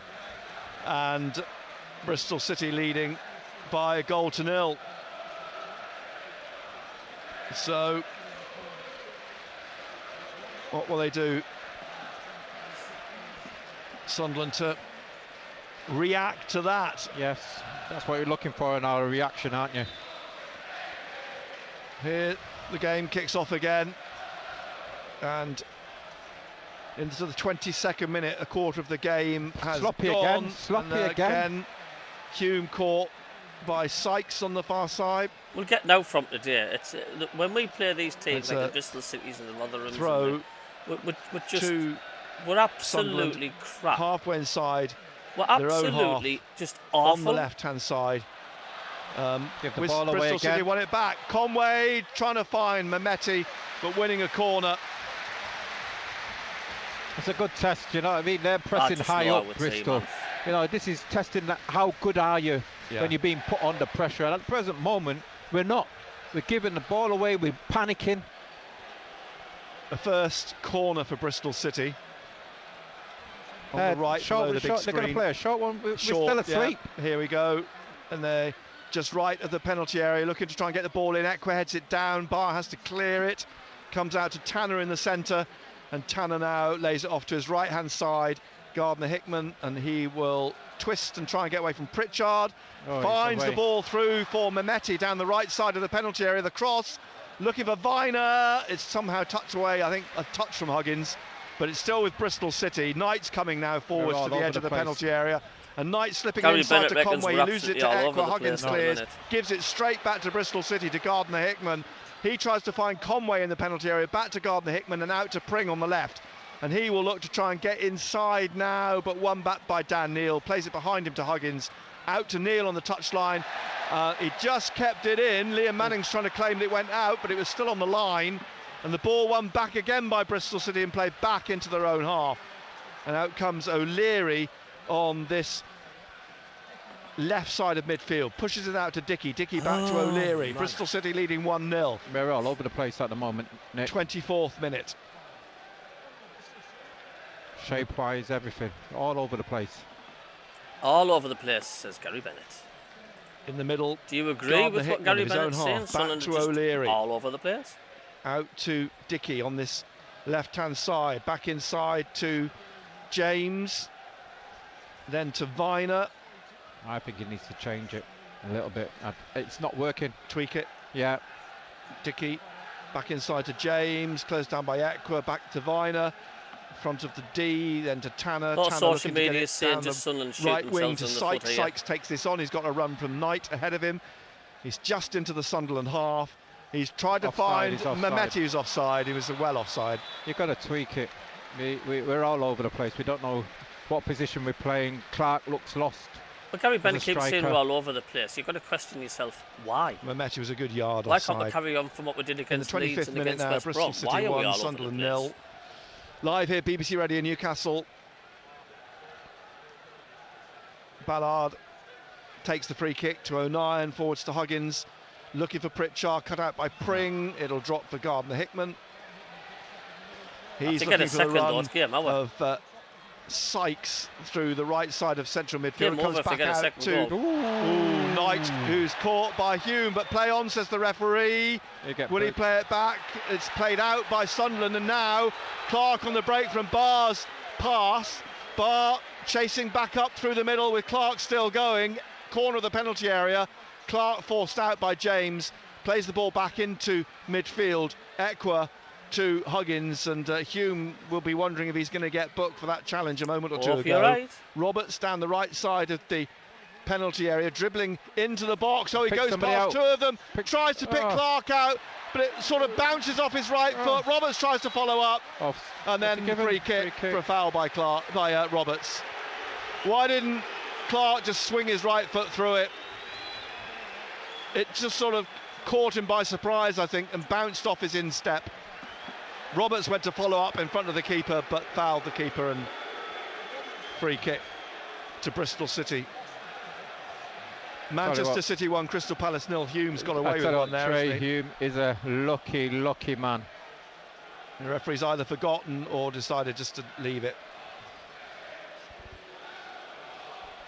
So O'Leary with the free kick up onto halfway. Pring heads it on, away from Huggins to Mehmeti. He's got Conway in the middle, he's in the penalty area, goes onto his right foot, and he gets it off the post.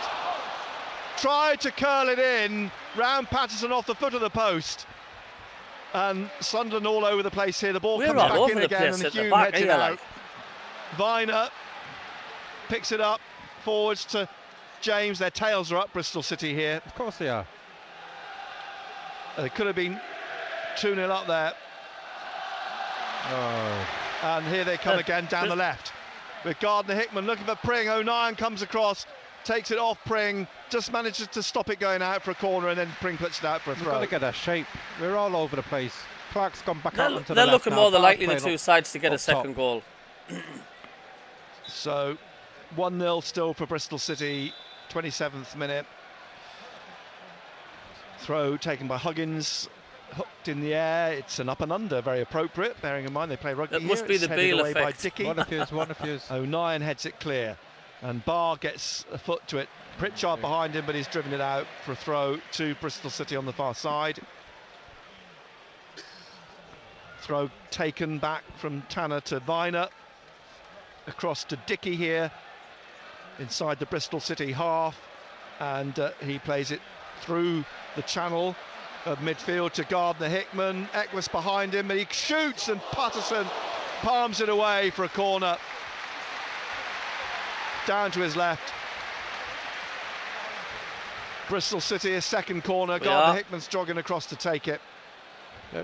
No, he's not. He's taken short by Sykes. To Gardner-Hickman. Still jogging back. Sykes now on the right of the penalty area. Crosses. It comes up off the boot of Roberts. It's headed out and then hooked away by Clark, but straight to George Tanner. Pritchard gives chase. Tanner plays it back to the goalkeeper outside his penalty area.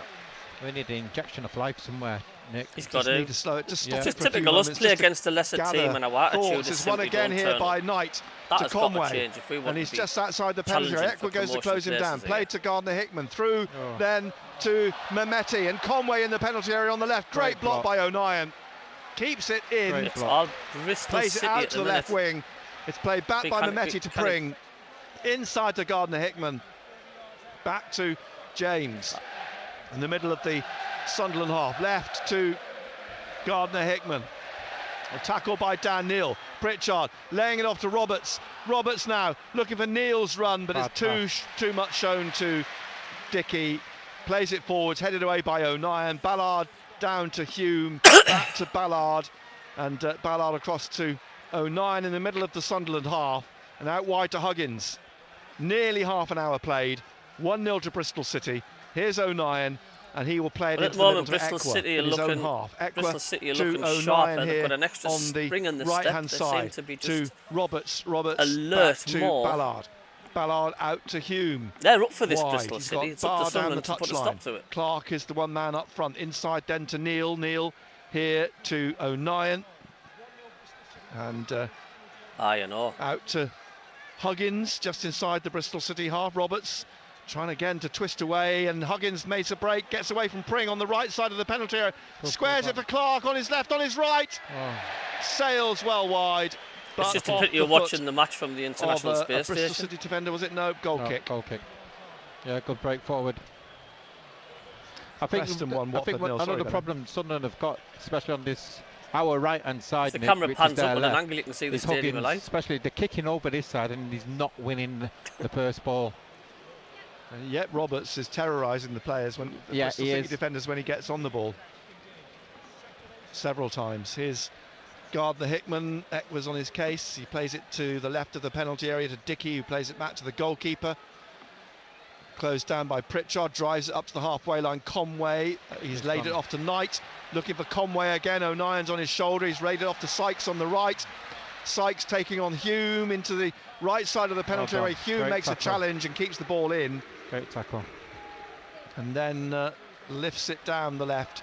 Straight to Viner though, and Viner now hooking it across here. That's over Huggins' head, but over Mehmeti's head as well, and out for a throw to Bristol City.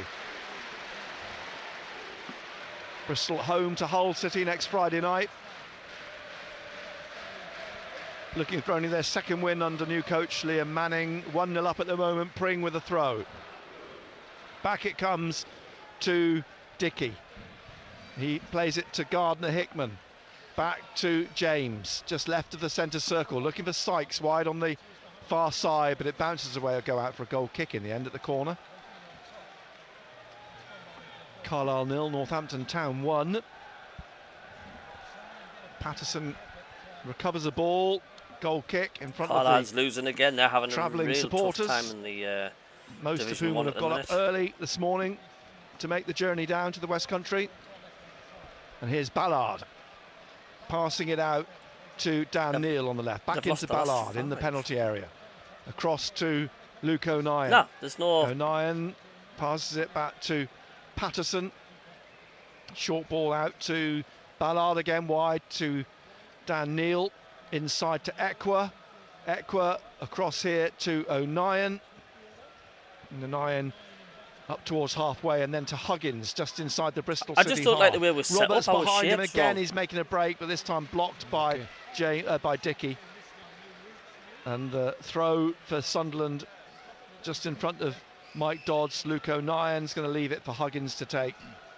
Back to O'Nien and inside to Ekwa. Ekwa now right of the centre circle. Behind him is Dan Neal. If only the championship through to Ekwa like again. That. Now Pritchard through the middle, looking for the run of Huggins. He's got Barr and Roberts inside. He's also got Ekwa inside. He pushes it on to Roberts. Back to Roberts. Roberts on his left, curls it round the post by a couple of yards. He's got to do better. It opened up for him. Better. He had time. You could see what he wanted to do. He tried to place it rather than smash it. Good play. Ekwa and Roberts. And Roberts looks to be the key at the minute. Yes. He's got to do better, don't Nick? He's got to hit the target. Yeah, that's got bad to for the goalkeeper. Roberts. That is bad for the keeper Roberts. to make a save. 1-0 then still to Bristol City. Well, Fulham's had a player sent off against Nearly Newcastle. 33 minutes played. Here's O'Nien in the centre circle. Behind him Ballard, and he pushes it back to Patterson to kick clear. And it's going to be headed in the air, and Barr's putting pressure on James and on Dickey, and in the end Barr's penalised for pushing Dickey. Free kick to Bristol City. Pushed out, Viner now to Dickey. Dickey back to the goalkeeper. O'Leary kicks up to the halfway line. O'Nien heads it away again, up through to Roberts, who nods it back to Ekwa, who sees his pass out to Pritchard, cut out by Pring. Mehmeti tries to get forwards. I think it came off him, it did. It's a throw to Sunderland. Just a few yards down from Liam Manning. Huggins back to O'Nien. O'Nien across to Ballard. And Ballard out to Hume. Back again to Ballard. And here's O'Nien. O'Nien driving it forwards. It's going to come back to Max O'Leary. The floodlights are on. The sky is cloudy. Not only do we have... The seagulls are hovering. They are, and we've got the Georgian landscape. We've even got a Gothic castle. We've got a crane. A 70s monstrosity opposite. And it's 1-0 to Bristol City. Here's Huggins on the halfway line. Lays it behind him to Neal. Back to Ballard. Ballard out to Hume on the left, and now just in front of him Clark. Clark just flicking it inside for Hume. He's got a space to run out. Oh, he's tripped, was he? Just outside the area. Referee's blown. Is it another yellow here for a Bristol player? Who was it? Dickey, is it? Was it James or? I don't think it was Dickey. I've got a feeling it was Mehmeti or James. I thought it was Rob Dickey. Do you think it was Dickey? 16. Left to 16. Hull 1, Cardiff 0. Anyway, yellow card, free kick to Sunderland. Pritchard will fancy his chances here. And it's 24 yards out. Clark has a word with Pritchard. We're in the 36th minute now. Hi Dan, sure just jumping in. Pritchard is Thoughts going on to Bale look to work seems the keeper. concerning judging on comments from QPR Rangers fans. Just checking the He studs could be an on his outright boots at psychopath the moment. narcissist. Wonder whether the players Bristol are also City got 1, 2, 3, 4. Bale's impendent arrival. It's not 4 looking men in the good, put wall, it this way. one We just seem off to to have the right got of a it step as well. back if we do get him. A lot of people say Pritchard it Lee is. Johnson 2.0. Clark jostling a little bit with Gardner Hickman. Ballard on the end of the line. Pritchard tries to drive it through. It took a deflection off one of the players in the wall, but straight to the goalkeeper. Yeah, deflection. Slowed the Didn't pace have of the a ball. huge amount of power on it, did it? It slowed it to down. start with, and it did slow it down considerably. For what was a comfortable save in the end by Max O'Leary. Still Bristol City 1, Sunderland 0. The ball kicked up to halfway. Hume heads it on. Neil trying to get it forwards down the right. Tanner hooks it away. Out it goes for a throw to Sunderland on the left, just inside the... Well, in fact, in the end, just taken inside the Sunderland half. Back to Ballard. Back to Patterson. 37th minute. Here's out to O'Nien. O'Nien on the right. Twists away from Conway, who scored from the penalty spot. Patterson kicks clear, and I wouldn't say it was a confident clearance. Straight to Dickey, but Roberts gets the ball off him and finds Clark now on the right. Huggins powering on through the middle. Clark to the corner of the penalty area, still taking on Viner, right across the face of Barr. He only needed a touch. Needed a touch. But it swept way past him for a goal kick. You know, you're just looking at the game, Nick. It's quite, shall we say, open. And you think the next goal, how important that is. Definitely, next goal is very, very important. They've had half chances here. For either team. It's important. Yeah. The next goal. Yeah, they can't afford to let Bristol City score a second. That's right. Yeah. We can't afford to let them go 2-0 up though, can we, Rand? That said, it's always been a bit of a goal fest here the last few years, isn't it? I'll take 1-0 at half time, but 2-0. 1-0 at the moment to Bristol City. Max O'Leary with a goal kick. And all the players tend to be over on the far side except Roberts. I think it's going to be Lee Johnson 2.0, right, like central midfield, absolutely. bouncing through to Ballard. And back to Patterson, closed down by Conway, gets the ball out to Huggins on the right-hand side, inside to Pritchard. Pritchard out wide again to Huggins, on halfway to Pritchard, and then Roberts on the touchline, back to Huggins. Behind him is O'Nien, and he plays it across to Ballard, left of his own central midfield, forwards to Neil. 2.0. And Neil brings it back inside to Ballard, and Ballard to O'Nien. O'Nien forwards to Roberts on this right-hand side. Roberts trying to get round Mehmeti, then plays it back to Ekwa, right of the centre circle, across to Neil. Neil now looking for Hume, wide on the touchline, looking for Clark. Viner's on his shoulder. Clark holding him off, and in comes Tanner, concedes the throw. 10 yards, 12 yards from the corner on the left. Hume will take this for Sunderland in their fluorescent away strip, the yellow lime green, and it's dropped to Pritchard, finds Barr, back to Neil, inside to Ekwa, trying to find Barr at the edge of the area. Now Pritchard in the box on the left, he turns one through into the goalkeeper's hands. Huggins was over the top of the keeper. If the ball Huggins in, found a way to get over O'Leary, but he stretched and caught it. And it's still 1-0 to Bristol City. What would you change? Sheffield what would you Wednesday change 0, at half Queen's Park time? Would you Rangers bring someone 1. off, or O'Leary with a kick? 40th minute. Pring gets above Huggins and is onto the head of Hume, back inside to O'Nien. Could drop from Mehmeti, but O'Nien managed to stretch his left leg through it, and it comes off Clark in the end, off Tanner's attempt to play it forwards for a throw to Bristol City inside their half on the right hand side.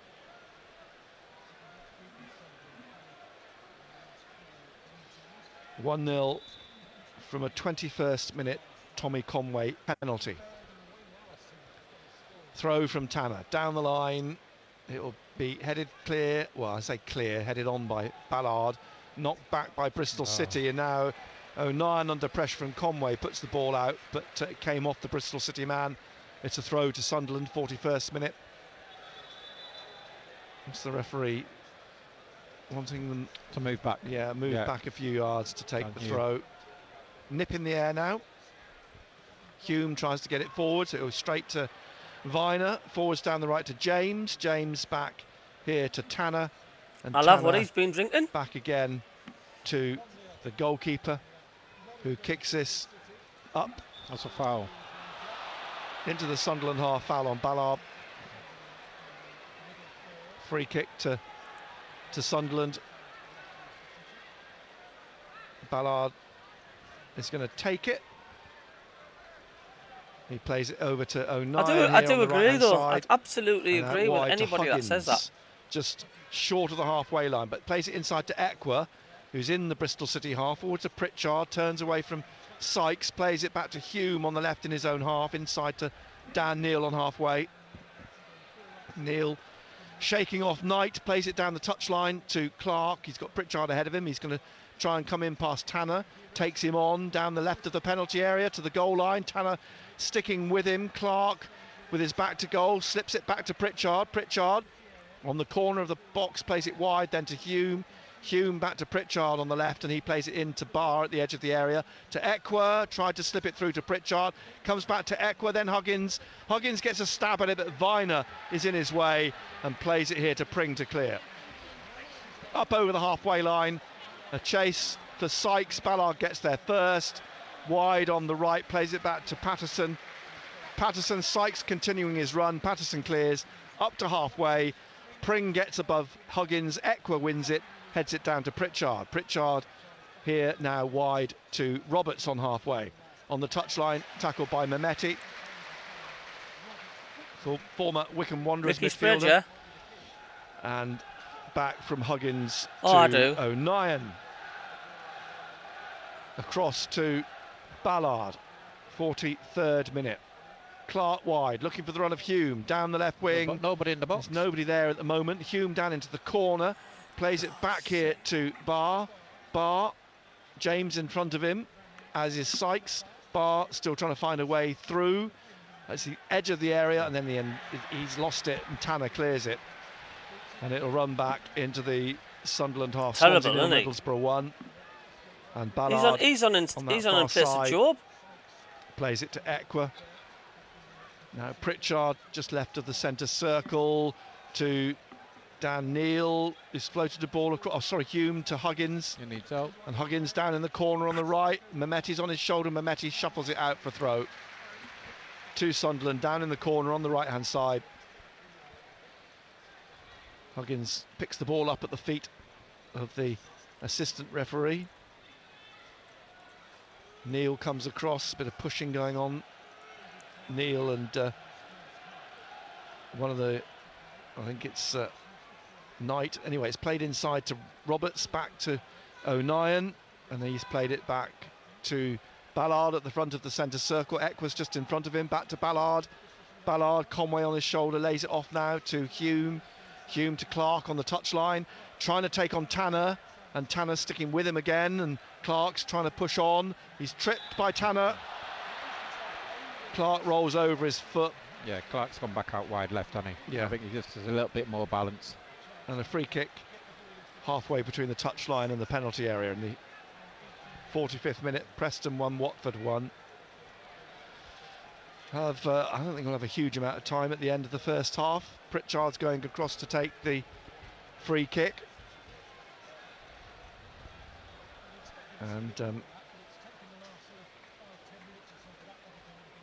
good delivery, good time to score. Ballard's up there in the middle, holding a line about 8 yards out. Pritchard will presumably, well, will he have a go, or will he swing this in for someone to have a go? Yeah. Pritchard then from the left, a couple of yards in from the touchline. He tries to find the top corner. Ooh. I think that came off the bar. It did. for a moment, his head in his hands. It wasn't a bad effort. A couple of inches lower and it would have been in. And we will have 1 minute. We're in that minute now. I thought it would be more than that. Penalty decision. Yeah.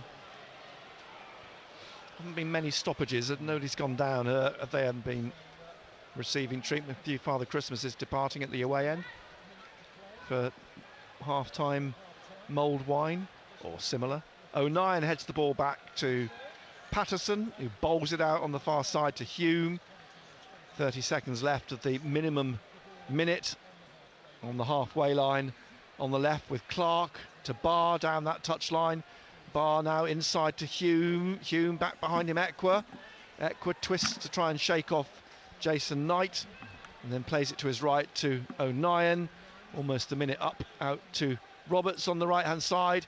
And Roberts back to Huggins. A quick look at his think the team watch needs for some Stephen WD-40. Martin. And I think this will be it. There it is. Southampton 1, Blackburn 0. Half-time here. It's 1-0 to Bristol City. A penalty. There's still plenty coming of time. in the 21st like I say, minute from Tommy we've Conway got to get after at a these. mix-up No at the ifs and edge of the penalty buts area. about it, so. And I think Mike Dodds will probably be quite pleased to get them in at the break. He'll be quite happy to get him in at the break. He'll be quite happy that it's only 1-0. We're still in the game when it's 1-0, and I think if we can get that equaliser, we can go on and maybe go and win the game. But we've got to up the quality. You know, we've been sloppy. You know, you're talking about the penalty. You know, prior to that, you know, Patterson gave the ball away again. Poor clearance. You know, and tried it again. Poor clearance. Unfortunately, ended up with a penalty. But we've got. I think the way we started, the shape of the team, obviously with Clark playing as, shall we say, an out-and-out strike, it just didn't work. You know, we need to get him out wide, get the ball to him, maybe get more people into the box. Thoughts of Gary Bennett there, back for the second half, of course, here on BBC Radio Newcastle at safc.com. We'll head to St James's Park. Still quite a bit of time to play in the Premier League between Newcastle United and Fulham here at Ashton Gate at half-time. It is Bristol City 1, Sunderland 0. On Wilson, Newcastle wants a free kick, and the referee says no, but they do have a throw. 6 of one, half a dozen of the other. They're both holding each other.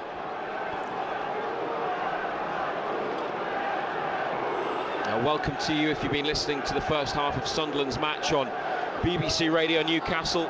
8 additional minutes at St James's Park, 0-0. Newcastle attacking Kraft and Almiron in the right corner.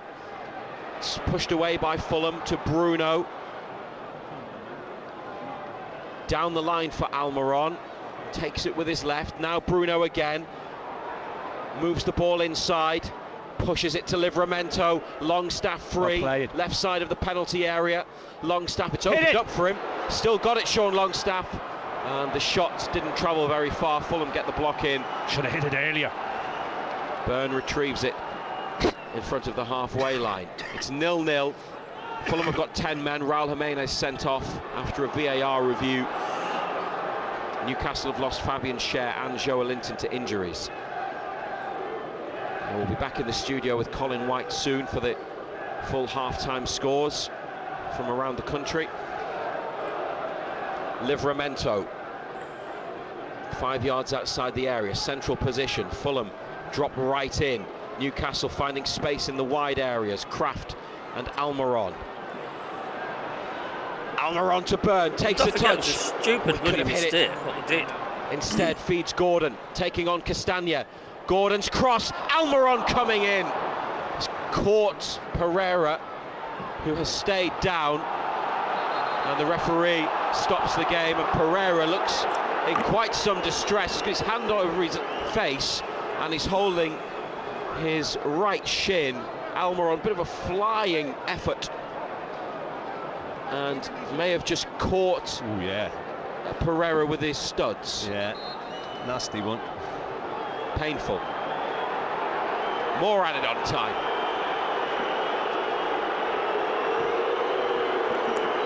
We've had near to 6 minutes in this extra period. Newcastle 0, Fulham 0 on BBC Radio Newcastle. And Pereira is all right. Got some socials here if you guys are ready. And United restart the match. Bruno. Yeah, Jim Petterkin says, Kraft. carrying a few passengers to Bruno here. first time. Equa, they all look disinterested. Fulham no midfielder urgency Tom Kearney. and predictable wingers. Bruno through a little gap to Gordon, protects the ball, and Kraft in the corner. Whips it in. Oh, it's missed kick by Longstaff and comes to Livramento. Headed away by Wilson. They've hit the bar through Gordon. Andrew Cockburn says, I think we've been a bit scrappy so really far. troubled Bernd And the thing is that City haven't been on the special so far either. But they're keeping the pressure on. We actually gifted them a goal. But to look on the positive side, it's only 1-0. It's hardly an irreversible scoreline. I think the manager needs to change things a bit, change the formation. So hopefully we can go on to grab at least a point or three. Let's face it, on paper we should be winners. Dan Burn cut out by Harry Wilson. Fulham have only got Iwobi up ahead of him. They've got three runners from midfield, and Gordon and Burn do well to regain the ball, but get it clear and toss it with Wilson, who came back from an offside position to challenge. Demba Ba, yeah. So it's a free kick for the away team. And Sam Barrett's I'd rather have him. Is he really that bad? Bar, I mean, are we overreacting here? He's given it back to Fulham, and the goalkeeper Leno will take the free kick, but Wilson has stayed down after that challenge. Sean Longstaff lifts him up. He's clearly a bit sore from it. It's the meat and the sandwich of Burn one side and Gordon Last the other. Last one, Kenny Anderson BBC says, Radio Newcastle, back four and the keeper look like they've been on the lash before the game. Slack as anything, they're just so slow, not sharp, need a big second half-time break. A good few minutes ago with Sunderland trailing by 1-0.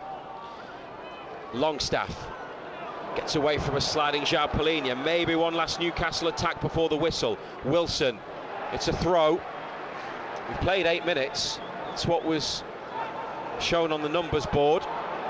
We're going to play more. Longstaff, it could open up edge of the box, but Miley's touch presented the ball to Kearney, and Fulham have it on the left side of midfield. And Robinson makes a forward run. In the chat now to say taking them into the final third. Totally Kraft with him. Nobody in the box. Robinson, great tackle from Kraft as he tried to skip past him.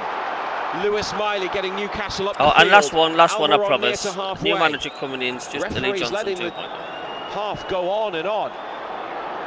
Almiron's come from the right wing to the left side of the attack, gives it to Gordon. There's 5 Newcastle players in the box, and Gordon with it just outside the area. Gordon goes for goal. The effort is too high, and there's the half-time whistle. John Anderson. Yeah, I've had all the ball, hit the crossbar, but we haven't worked the goalkeeper enough. We need to move it quicker. It's too easy for them to defend against because we're not moving the ball quick enough. Need to move it quicker, need to get it down the sides, need to get them turned round. Newcastle have hit the bar through Anthony Gordon, but they've lost Fabian Schär and Joe Linton to what we think are both hamstring injuries. And Fulham have had Raul Jimenez sent off after a VAR review. Half-time at St James's, Newcastle United 0, Fulham 0. Matt Bailey at breakfast. We're going on our Christmas night out tonight, and I have booked my taxi to pick me up outside a takeaway, which I think makes me bad to the bone. I'm not the only one who's bad to the bone. Tracy says I use thick toasty bread to make normal sandwiches. Bad to the bone. Robbie says, despite my other half Lucy constantly reminding me to put all the knives in one section and the forks in the other in our dishwasher, I still just randomly chuck everything in. Bad to the bone. Matt Bailey at breakfast. Back Monday morning from 6. BBC Radio Newcastle. Total Sport North East. BBC Radio Newcastle. So it's Newcastle United 0, Fulham 0 at half-time, but Fulham down to 10 men. That red card from Raul Jimenez midway through the first half. Sunderland are a goal down at Bristol City. Tommy Conway's penalty after 20 minutes, the difference between the two sides. We will go back to Nick Barnes and Gary Bennett at Ashton Gate, actually quite shortly. There was a lot of injury time there at St James's Park. So if you want to listen to that one, we will not miss any moments of it. We will hand you back on DAB and on Freeview, and probably in about 5 minutes time, to be honest, but definitely in time for the start of the second half. In the Premier League then, in the 3 o'clock kickoffs today, Luton lead 1-0 at Bournemouth. Elijah Adebayo after just 3 minutes, the only goal of that game so far. Chelsea against Sheffield United is goalless. Manchester City lead Crystal Palace by a 1-0. Jack Grealish midway through the first half. And Burnley against Everton kicks off at 5:30. Total Sport North East. On the station with Newcastle and Sunderland commentary exclusively live. BBC Radio Newcastle. Into the Championship then, the Anglian derby was the early kick-off and it finished Ipswich 2, Norwich 2. Nathan Broadhead, formerly of Sunderland, gave Ipswich the lead in the 34th minute, but by half-time Norwich had equalised, and by 5 minutes into the second half they were leading. John Rowe with both of their goals. Wes Byrne, though, equalised again for Ipswich on the hour mark, and that is how it finished. Ipswich 2, Norwich 2. In the 3 o'clock games, Aaron Connolly's given Hull a 1-0 lead over Cardiff at half-time. Leeds against Coventry and Millwall against Huddersfield, both goalless, but it's Plymouth 1, Rotherham United 1. Jamie Lindsay with Rotherham's opener. Finn Azaz from the penalty spot on the stroke of half-time for Plymouth. It's also one apiece between Preston and Watford. Will Keane for Preston, Thakun Bayo for Watford. An own goal from Bambo Diaby's given Queen's Park Rangers a 1-0 lead at Sheffield Wednesday at half-time. Samuel Edozie, a minute before the break, gives Southampton a 1-0 lead over Blackburn. And another former Sunderland player in Sam Greenwood has given Middlesbrough a 1-0 lead away at Swansea. Jack Caldback, he could be meeting for a cup of tea after the game. The Newcastle and Sunderland AFC podcast. On BBC Sounds. BBC Radio Newcastle. Into League One then, Barnsley lead Charlton by a 0-0 through Adam Phillips. Bristol Rovers are 1-0 up at Bolton through John Marquis, and Bolton are now down to 10 men because Ricardo Santos was sent off. Cambridge United have come from behind to lead Blackpool 2-1. Jordan Rhodes gave Blackpool the lead, but Elias Kachunga and Ghassan Ahadmi, that second one from the penalty spot, gave Cambridge the advantage. How you Carlisle are 1-0 down at home to Northampton. Sean McWilliams at half-time. Cheltenham 0, Leyton Orient 0. Cheltenham bottom of the table, and Ben Williams was sent off for them after just 18 minutes for 2 yellow cards as well in the first 18 minutes. But it's still goalless at half-time. So too between Derby and Wickham. Peterborough United lead 1-0 away at Fleetwood Town through Archie Collins. Lincoln are 1-0 up on Reading. That was the first goal in the EFL this afternoon. A Nelson Abbey own goal after 3 minutes. Oxford 1, Burton Albion 0. Ruben Rodriguez with that one. Port Vale 2-0 up on Wigan. Ethan Chislett. Who on earth is Lee Griffiths anyway? Portsmouth scored on the stroke of half-time. Abu Kamara to lead 1-0 at Shrewsbury. And Stevenage are 1-0 up on 10-man Exeter. Jack Aitchison sent off just before half-time, but there was still time before the break for Carl Not sure, but she looks nice. 1, Exeter 0. In League 2, it's Crawley 1, Mansfield 1. Bailey Cargill for Mansfield. Danilo Orsi Dadomo with the equaliser from the penalty spot for Crawley. Crewe Alexandra now 2-1 up on Accrington Stanley. It was one each after just 6 minutes, but Mickey Dimitriou scored Crewe Alexandra's second. Morecambe 2-0 up away at Doncaster Rovers. Eli King and Michael Mellon. Bradford lead 1-0 away at Gillingham through Jamie Walker. Harrogate 2-0 up at home to Notts County. George Thompson and Abraham Odo. MK Dons now managed by Mike Williamson, of course. 2-0 up on Forest Green Rovers. Max Dean and Jack Payne with their goals. No goals though between Newport County and Grimsby, or between Salford and AFC Wimbledon. Stockport County against Sutton United, top against bottom, was 4-0 after 23 minutes, and it's still 4-0 at half-time. Ryan Crosdale with 2, Kyle Wooten and Paddy Madden with the other. Barrow lead 1-0. Paul, what's even worrying about that picture is why is Alex Neil on the bottom half? Is goalless, and Wrexham are goal up and a man down at home to Colchester United. So Elliot Lee, son of Rob Lee, former Newcastle midfielder, got their goal. Then George Evans was sent off, but at half I'd rather have Alex Neil than Mr. Beale. Put that way. Total Sport North-East. BBC Radio Newcastle. And before we head into our non-league fixtures and the half-times there this afternoon, they are getting closer, perilously close as far as I'm concerned, to the second half resuming at Ashton Gate. Sunderland finding themselves a goal down away at Bristol City. That Tommy Conway penalty, the difference. Nick Barnes and Gary Bennett, if you want to listen to them, they are going to be, as they were in the first half, on DAB Digital Radio and Freeview Channel 719. So if you want to listen to them, we're going to do another little split right now. Half-time highlights. Total Sport North-East. BBC Radio Newcastle. in the 20th minute. Tommy Conway goes forwards to take the kick. 4 goals this season for the 21-year-old striker. He steps back a couple of yards. It's at the Sunderland end, away to our left. Patterson swinging his arms in the air, bouncing up and down on the line. Save it. And Conway comes forwards here now and slips it in the bottom corner. Bristol City lead. Penalty from Tommy Conway. He celebrates his 5th goal of the season in the corner. And Sunderland, well, their warning signs have been there a couple of times already. The warning signs have been there, but again, it was a poor clearance by Patterson. Poor pass out. And Bristol City leading by 1-0. Total Sport North East. Nick Barnes and Gary Bennett, MBE. BBC Radio Newcastle. So waiting for the emergence of the teams for the second half. Just watching Adil Aushish. She's in conversation with Stefan Bajic, the second keeper for Bristol City, a Frenchman as well, signed from Pau in 2022, and they're enjoying quite a long conversation. There's no warm-up going on for Adil. So he seems unconcerned, as Mason Burstow and Mayenda, a couple of the others. Job's knocking a ball about on his own, and a couple of others on the far side.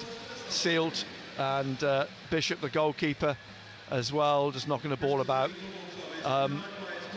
In the half down to our left, in front of the Sunderland fans, do you see, and I guess I don't think there will be any change at the second half, but if it continues as it has been without Sunderland getting back into the game, do you see a change being made sooner rather than later? Yeah, definitely. So I would imagine that Mike Dodds will give it maybe 10-15 minutes of that second half, and you know, if he needs to make a change, then it'll have to come, because as I said, it's got to be an improvement, you know, all round in the quality, the passing, the tempo, and we've got to get men in the box as well.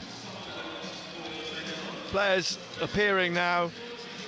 Mike Dodds in his cap with Pritchard and Clark in the technical area, just having a drink at the moment. Barr on the halfway line. No changes at half-time. Patterson in goal. Huggins, Ballard, O'Nien and Hume, Neil, Eckwer, Roberts, Barr, Clark and Pritchard. Clark was playing for a spell up front. I think they've gone back to Clark playing wide on the left. It's more effective, or it had been more effective, that with Barr playing more centrally. And we're just waiting for Bristol City to emerge for the second half. O'Leary in goal for them, Tanner, Viner, Dickey and Pring, Sykes, James, Gardner, Hickman, Mehmeti, with Conway and Knight up front. Tommy Conway having scored the only goal of the game from the penalty spot. It's turned slightly nippy now this afternoon on what has been otherwise a fairly mild day today, and it's just starting to Gordon Seymour says the Chronicle half-time ratings. Patterson's Sunderland 6, waits, just standing around in the yellow kit, waiting for the Bristol City players to Ballard 7, Hume 7, head out. Here they come, Matty James leading them out. I can't see for the stupid Referee art. So Stephen it's Martin 6, all in Roberts black, 8, Pritchard 7, out into the centre. Barr. And Bristol City in their red shirts, white pinstripe, white shorts and red socks. Sunderland, as I say, in their yellow, fluorescent yellow. Defending the goal away to our right-hand side now. And so a goal in it, and as you said beforehand, this next goal is absolutely critical. Yeah, it's critical. It's good that we've seen Clark starting on the left-hand side. I thought he just looked lost as a striker. We didn't get anything out of him. He didn't know where to run. We couldn't get the ball to him. I think we'll get a lot more out of Jack Clark on this left-hand side. Wait for the whistle. Clifton Suspension Bridge picked out in lights now, as referee Stephen Martin looks at his watch, blows to get us underway. And Sunderland here with Ballard, and he plays it eventually, does he, to O'Nien on his right-hand side, and O'Nien closed down by Conway. Wide, it's just kept in by Huggins, sloppy only again. Just. Back to O'Nien and back again to Patterson in light blue. He Bad kicks it, kick that again. terrible kick out by Patterson, straight here to Bristol City's Matty James. He's got it back in again for another cross, and a chase for Mehmeti. He's got the better of Huggins, who slipped. In fact, now Mehmeti's been penalised for a nudge on Huggins that sent him down. But that kick from Patterson was poor. It was poor. You know, and again, you know, that sends panic throughout the defence. You know, that's not the first time it's just happened this afternoon. That's the third. So Patterson will take the free kick just right side of the penalty area, drives this down the right, swinging slightly inside, and Dickey gets above bar, flag is up, Pritchard offside, free kick to Bristol City. And this will be taken by Rob Dickey, just squares it to his right to Zach Viner, then out to George Tanner, wide again to Mark Sykes, and he lost concentration for a moment. It leads to a throw to Sunderland. Hume takes it, Dan Neil behind him, Jason Knight on his shoulder. It comes back to Ballard across to Luke O'Nien in the middle of the Sunderland half. Conway goes to close him down, playing out wide to Huggins, still just inside the Sunderland half, back to O'Nien, forwards to Roberts, and Roberts plays it back behind him to Luke O'Nien. O'Nien inside to Equa just bringing it patiently forward and pointing forwards, wanting Clark to make a run. He's got the ball now, Clark, taking on Sykes, going inside, finding Equa, who lays it off to Neil on halfway, and Neil plays it back to Luke O'Nien, who drives it out wide right now to Patrick Roberts. Roberts trying to shake off Mehmeti, making a run in here, trying to find Huggins, but a block, but it breaks for Roberts. Now Pritchard just behind him, and Pritchard trying to find Roberts again. He lays it off to Barr on the right of the penalty area, comes back out to Equa, and Equa drives a low ball in, it's spilled by the goalkeeper. Barr slips and the ball rolls out behind for a corner. A lot better. It was lucky Barr slipped there, because the keeper was going to get that. Second half, Sunderland's second corner of the game, the 48th minute.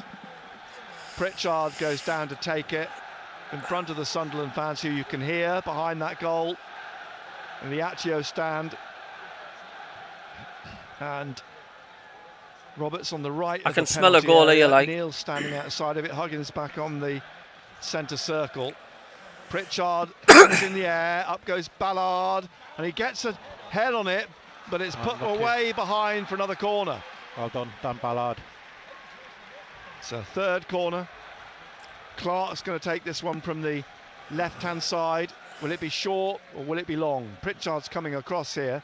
It's short to Pritchard. Pritchard then back to Clark, and Clark wide is taking on two defenders, plays it back in the end to Pritchard, who will cross to the far post, headed out, and lost by Dan Neil, pushed out to Mehmeti. Conway's making a run through the middle. Mehmeti's looking up, he's trying to roll it into him, but it's a poor pass, straight to Equa, then to Dan Neil, and Neil now trying to shake off Knight, and then finds Equa in the centre circle, across on the far side to Roberts. Bristol City still leading 1-0. We're in the 49th minute. Finds Barr on the right, and Barr has to pull it back to Roberts at the corner of the penalty area. He leaves it for Barr again. Roberts seemed to just be thrown to the ground, but the referees let play go on. Roberts is back up on his feet, corner of the penalty area, looks for Barr in the box, and he's won another corner. I think he was looking for that. I think he played it off, Dickey, on purpose. Looking for another corner. But you're seeing they've got the tempo. Come on, the lads. Yeah, putting a bit of pressure, applying a bit of pressure. Pritchard will take the corner on the right.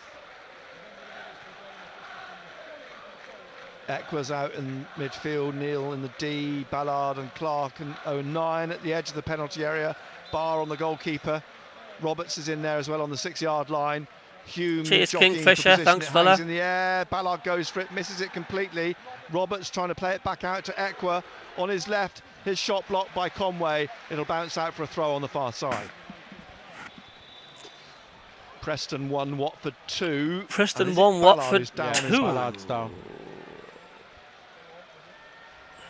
Was it Ballard? No, I'm not sure. I think Ballard is leaning over Hume, who's helped to his feet. It's okay. Won't need any further assistance. This throw 2/3 of the way inside the Bristol City half on the right, which Huggins will take. Hume's still winded, actually. He's bent double at the moment, just trying to draw breath.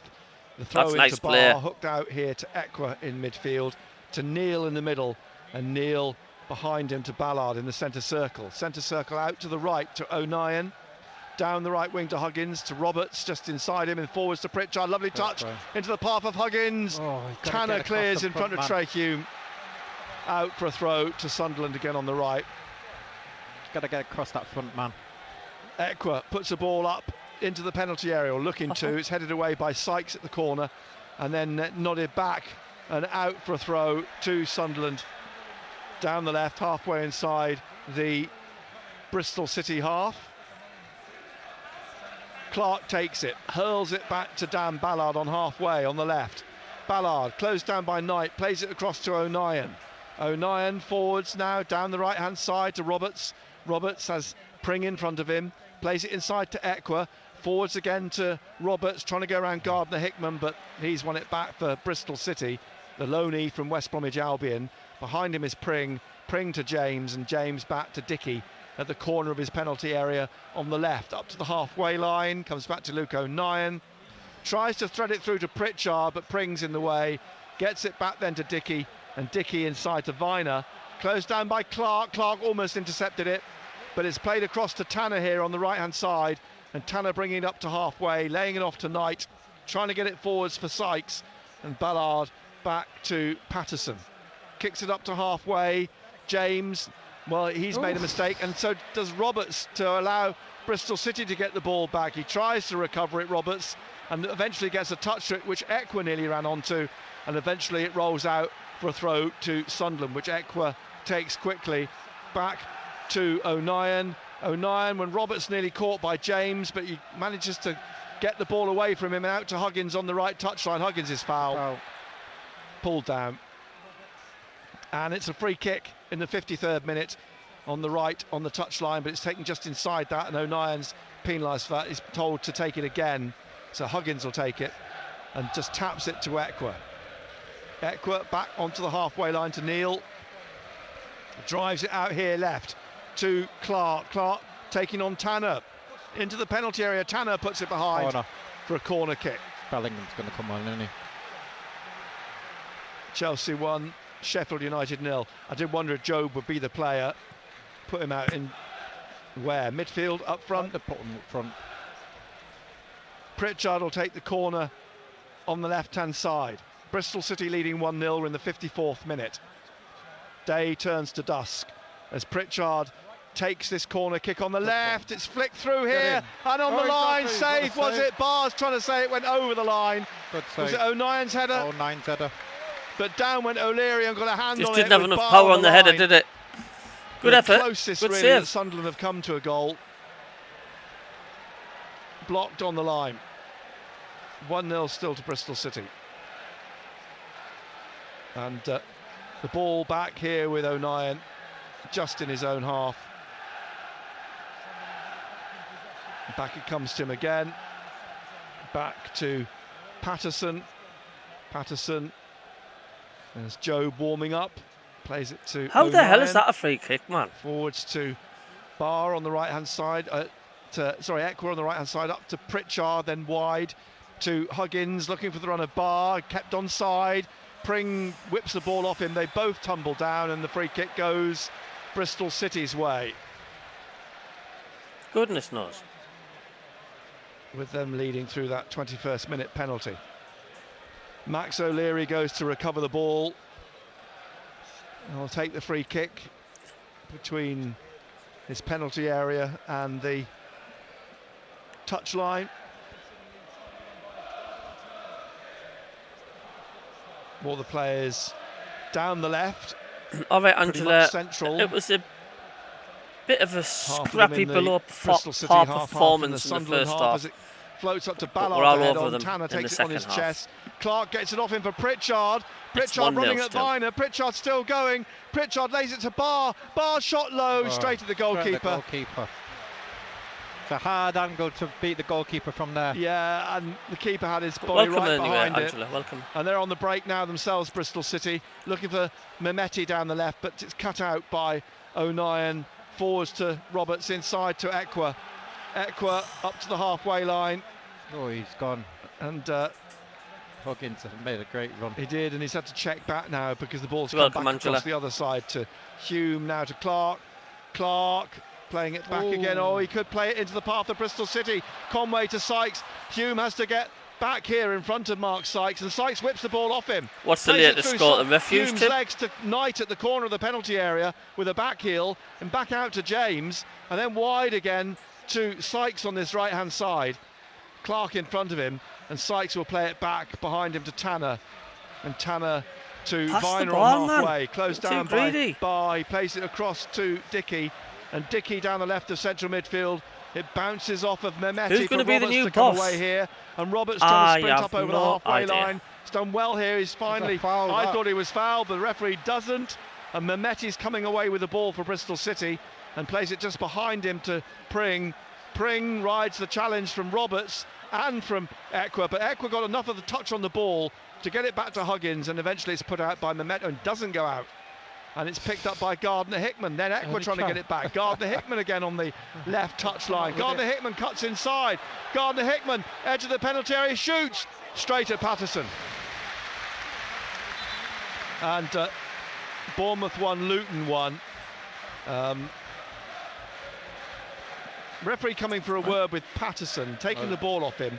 O'Nien picking himself up off the floor. He's got a knock on him. Yeah, that's why we need a point or three, because we do not want to fall adrift to the bottom, the top, the top six. Manchester City 2, of course, Crystal West Brom have got a Palace player, 0, and if they do win, at Ashton Gate, it's Bristol City 1, Sunderland 0. Referee sprints we up are towards the 5 middle. points Preston 1, adrift Watford of 3. the playoff The places. ball rolled out to Dan Ballard.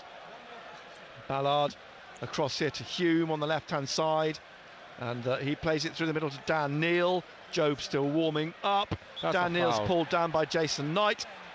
Free kick at the back of the centre circle. Ballard takes it quickly, finds Ekwa down the right wing now to Huggins. Mehmeti in front of him, Roberts inside of him. Roberts back to Ekwa, wide on the right on halfway. Inside again to Luke O'Nien, and across here to Dan Ballard. Should they not wide have had someone lined up before sacking Swansea Tony? 1, Middlesbrough Do you know what, 1, Angela? Swansea You've no equalising. Here's idea Clark, what the board's and got he rolls planned. it inside to Hughes, doing gives the things ball in the away one to accord, James, I think. and then the free kick. A little kick. He'll have to make a awarded change to Bristol City. And I think it's imminent. Bring Job in Leeds for 1, Bar now, Coventry 0, says Ed. Sunderland's What do you opponents think? next Is it weekend time to when get it's Job on? Believed Michael Beale will be in charge. Here's Jason Knight taking on Hume down the right of the penalty area, getting towards the goal line, and it's blocked by Hume for a corner to Bristol City. Swansea's equalised against Middlesbrough. You know, the likes of Dickey, big lad. We've got to make sure we compete. Liam Manning's having a word with Zach Viner, the centre half. Hull 2, Cardiff 0. Gardner-Hickman's come down to take this corner on the right-hand side. Mehmeti's down there with him, the Albanian. Both arms in the air from Gardner-Hickman, whips this in with his right foot, hangs at the far post.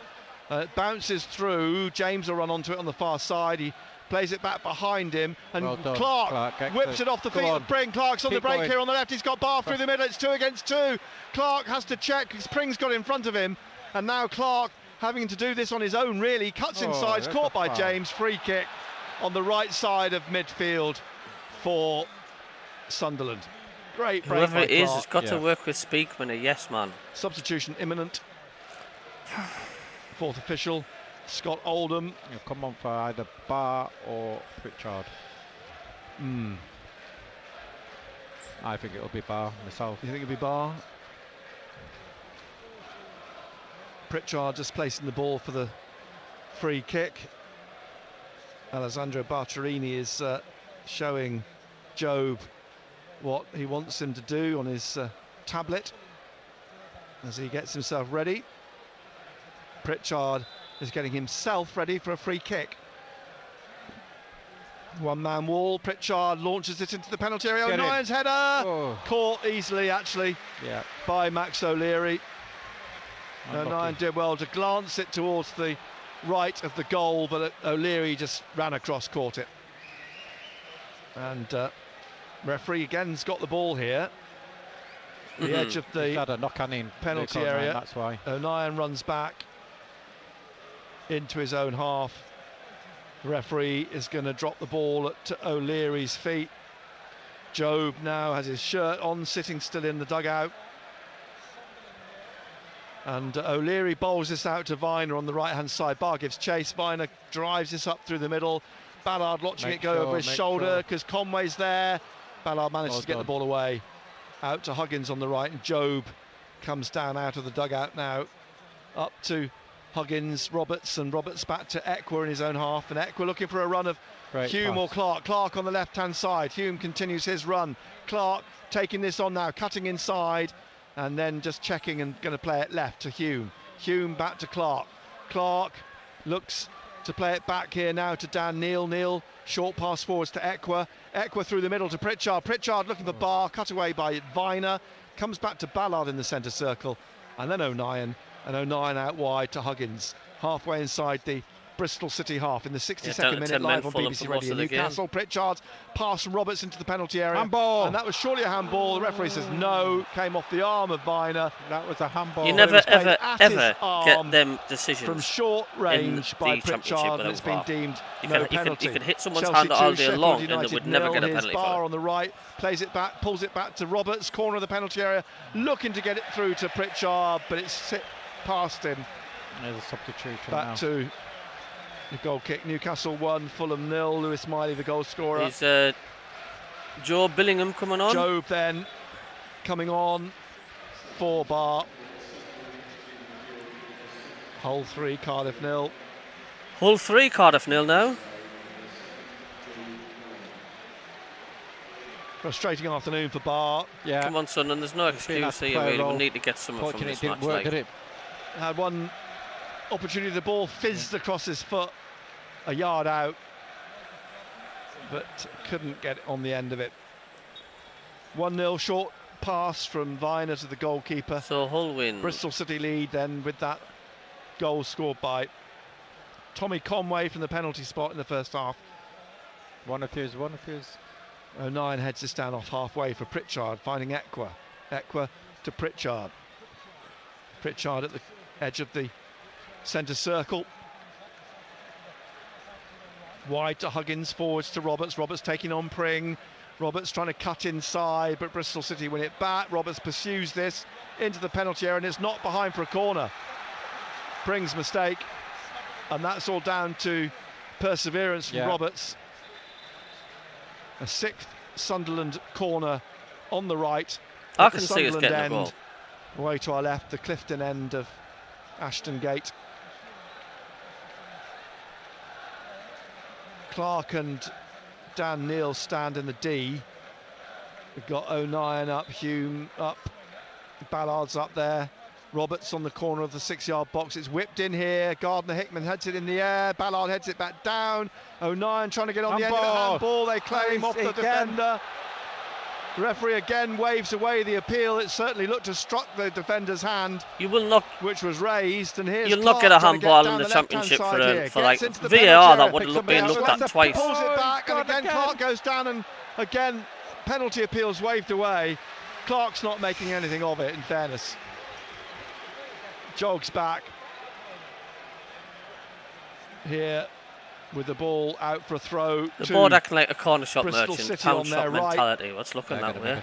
In their own half, they are likewise going to make a double switch by the looks of things. Yeah. Joe Williams is going to come on, former Everton midfielder signed from Wigan, who lost his place to Gardner Hickman this afternoon. The ball back with O'Leary, the goalkeeper. It looked as though they were making 2 changes. I think they still are. And the ball is back with Dan Ballard. We're in the 65th minute. Bristol City leading 1-0. We're live on BBC Radio Newcastle. Well, Sunderland just getting corner after corner after corner in the second half. So as, forwards comes, Roberts gets the ball through to Joe. Joe. Sounds like a real homie. Checks there now, takes it on his right foot, tries to cross, and it comes off the side netting or the side of the post for another corner to Sunderland. You know, we've said that 2 or 3 occasions, Nick, when we have got behind We want to put the ball in, but we can't put it in because there's nobody in the box. Nobody in the box.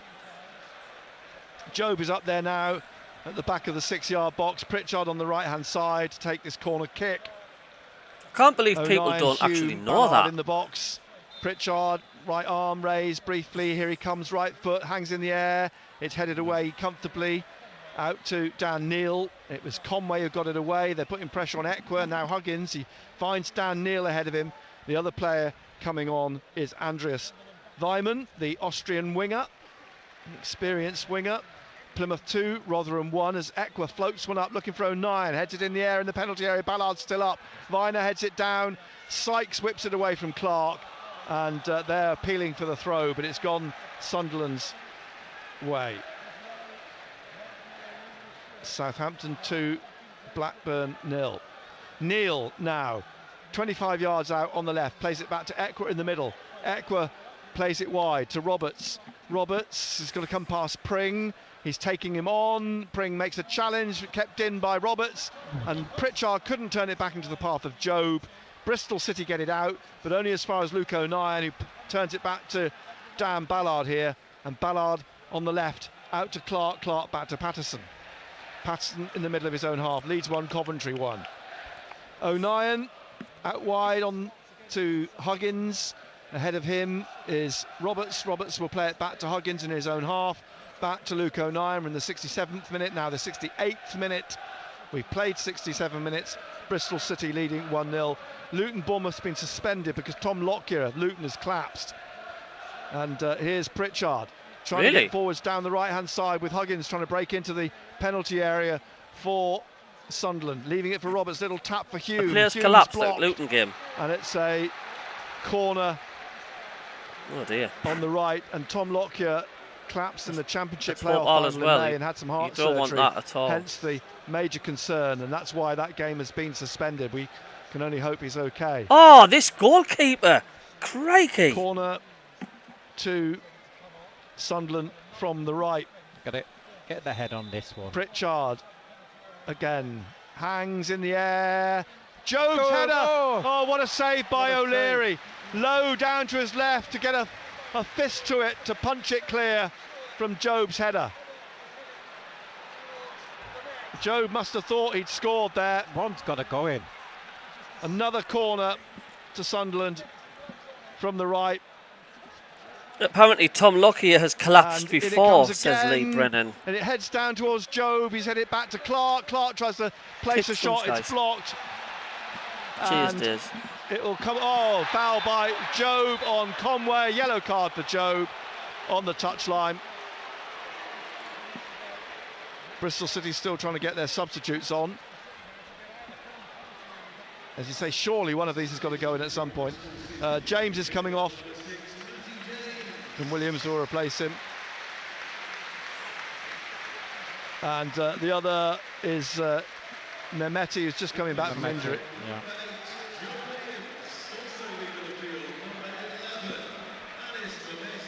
So 2 changes being made in the 69th minute. Who does Lockyer actually play? Does Lockyer play for Luton? Off comes Mehmeti. And the experienced Andreas Weimann, 21 Austrian caps, former Aston Villa and Derby winger. Carlisle won, Northampton won, much needed goal for Carlisle in League One. Oh, Carlisle's equalised, Free kick then after that Joe foul on the right here, which Viner will take, Zach Viner. In the 70th minute, 20 minutes or so to play. Sunderland desperate to try and find an equaliser. The ball headed away by Ballard, Newcastle 2, Fulham 0. As Ballard again, you love the cut, do you, Diz? Comes down for Williams, who's caught. Eckwer. He's going to be off here, isn't he? He could be shown as a yellow, definitely. His first... Went over the top then. He did go over the top. He's caught Eckwer, it's a yellow. It was a bit wild, mind. It was. Eckwer's okay. Back up on his feet. Ballard will take the free kick. Can Sunderland find a way? In the 71st minute, Ballard to Eckwer in the middle and across to O'Nien. as it's played out wide to Huggins on halfway on the touchline. He tries to cut forwards, finds Roberts, now back again trying to find Huggins, but he's beaten to it. Ball played back to the goalkeeper, who clears onto the head of Hume, won by Bristol City on this right-hand side by Gardner-Hickman, who's looking for Sykes down the right wing, nods it on ahead of him into the penalty area, and he's put down by Hume, shoulder to shoulder in the penalty area, and the ball behind for a corner. I think Sykes was hoping for more there. Yeah. But he wasn't going to get it. Well done, Trey Hume. Good recovery.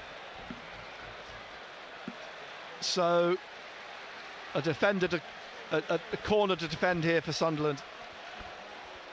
And again, you know, we've got to concentrate here, because you've got to say we've had dominated the second half. Couple cleared on the line. Yeah. One very good save from O'Leary. Gardner-Hickman with the corner. 09 heads it behind. It's another corner. And Gardner-Hickman jogging across to take it on the far side. Bristol City left, away to our right. Tommy Conway just knocks the ball down there, and Gardner-Hickman. Yeah, look, he did collapse before. He collapsed at the playoff final. The Bristol City Ultras over there. Yeah. So, another corner. Viner's bouncing around in front of Dan Neil on the penalty spot. Gardner-Hickman, right-footed, curls this in. It's headed away by Hume. Comes out to the back of the area. Pring nodding it down. Blocked, and comes out again on the left to Sykes, who lays it off onto the left wing. And Jobe goes to cover there, and it's played forwards to Pring. Ekwa is on his shoulder. Pring trying to get round Pierre Ekwa. Ekwa blocks it, and it's a throw to Bristol City, which I think Pring's going to take. 10 yards or so. They're going to make another change, I think, Bristol City. The referee urging Bristol City to get on with this. It could be a long throw into the penalty area. It could be a shorter one to Knight. Back out to Pring. Behind him is Gardner-Hickman. Gardner-Hickman back into midfield to Williams. And Williams behind him, Viner at the front of the centre circle. Indeed, Bristol City are going to bring on Harry Cornick, the former Luton forward. And here's Sykes down the right, trying to get round Hume. Good tackle by Trey Hume. Finds Dan Neil. And Dan Neil trying to find Jobe, but Viner cuts it out and plays it inside now to Gardner-Hickman. Back to Dickey. And forwards to Gardner-Hickman and out wide left to Pring. 1-0 still Bristol City lead in the 74th minute. They have it on halfway. It's played by Williams out to Sykes on this right-hand side. He's taking it to the corner of the penalty area. Good block by Hume. A throw. I think he scored against for Bristol City. The clock is ticking now, 74 minutes. Have to find a way of alleviating this pressure that Bristol City are applying now. It's swung from the other end to this end now. There's the ball thrown back to Viner. He plays it inside, and it's just chipped forwards by Gardner-Hickman up towards the edge of the penalty area, blocked by Neil, left for Jobe. Neil's got it back again here, and forwards to Pritchard on the left, looking for the run of Clark on the shoulder of Tanner. Clark is pushed down by Tanner. Free kick to Sunderland wide on the left. In fact, the flag's up. Clark was offside.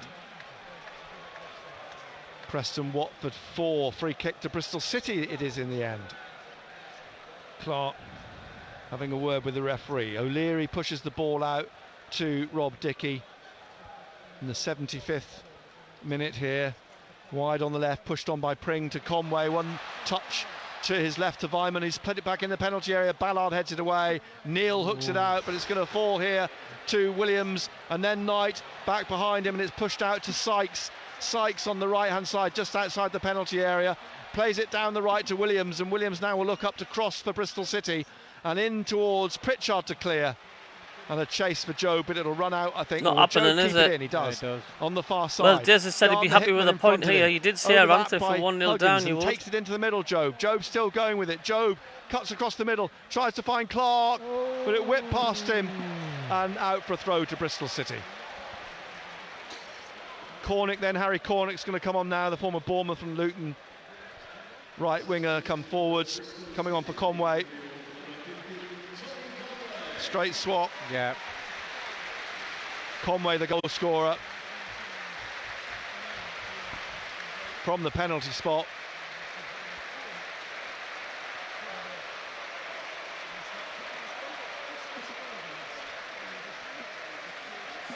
We can't score goals. I know. Does so. And Cornick's on. And a throw halfway inside their own half, Bristol City on the right. And I think they're going to bring on, is it Aushish? Are they looking to bring, or Dak? Dak's going to come on for Sunderland. If not, Aushish and Dak. Dak's just taking his top off again, is rearranging his underwear.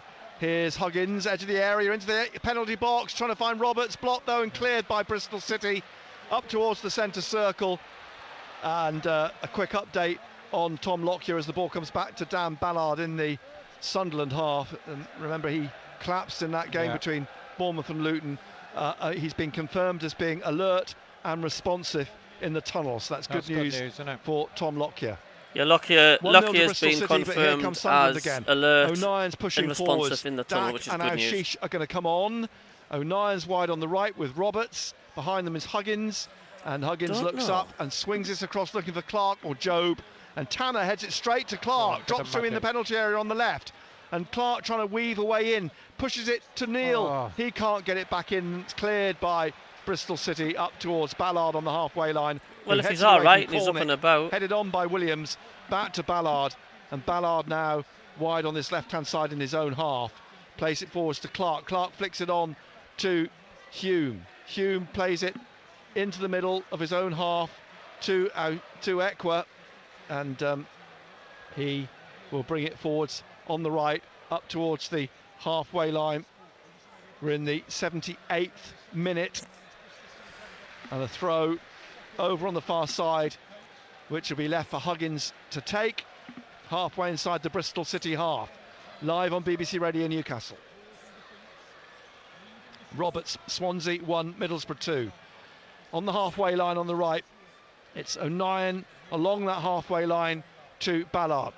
Forwards to Hume, back into the middle, Pritchard. Pritchard is trying to find a way through. Looks for Job at the edge of the penalty area. Job works in space, finds Clark on the left in the box. He plays it here towards Roberts. It's blocked, his shot on the 6-yard line, and Bristol City get it away again.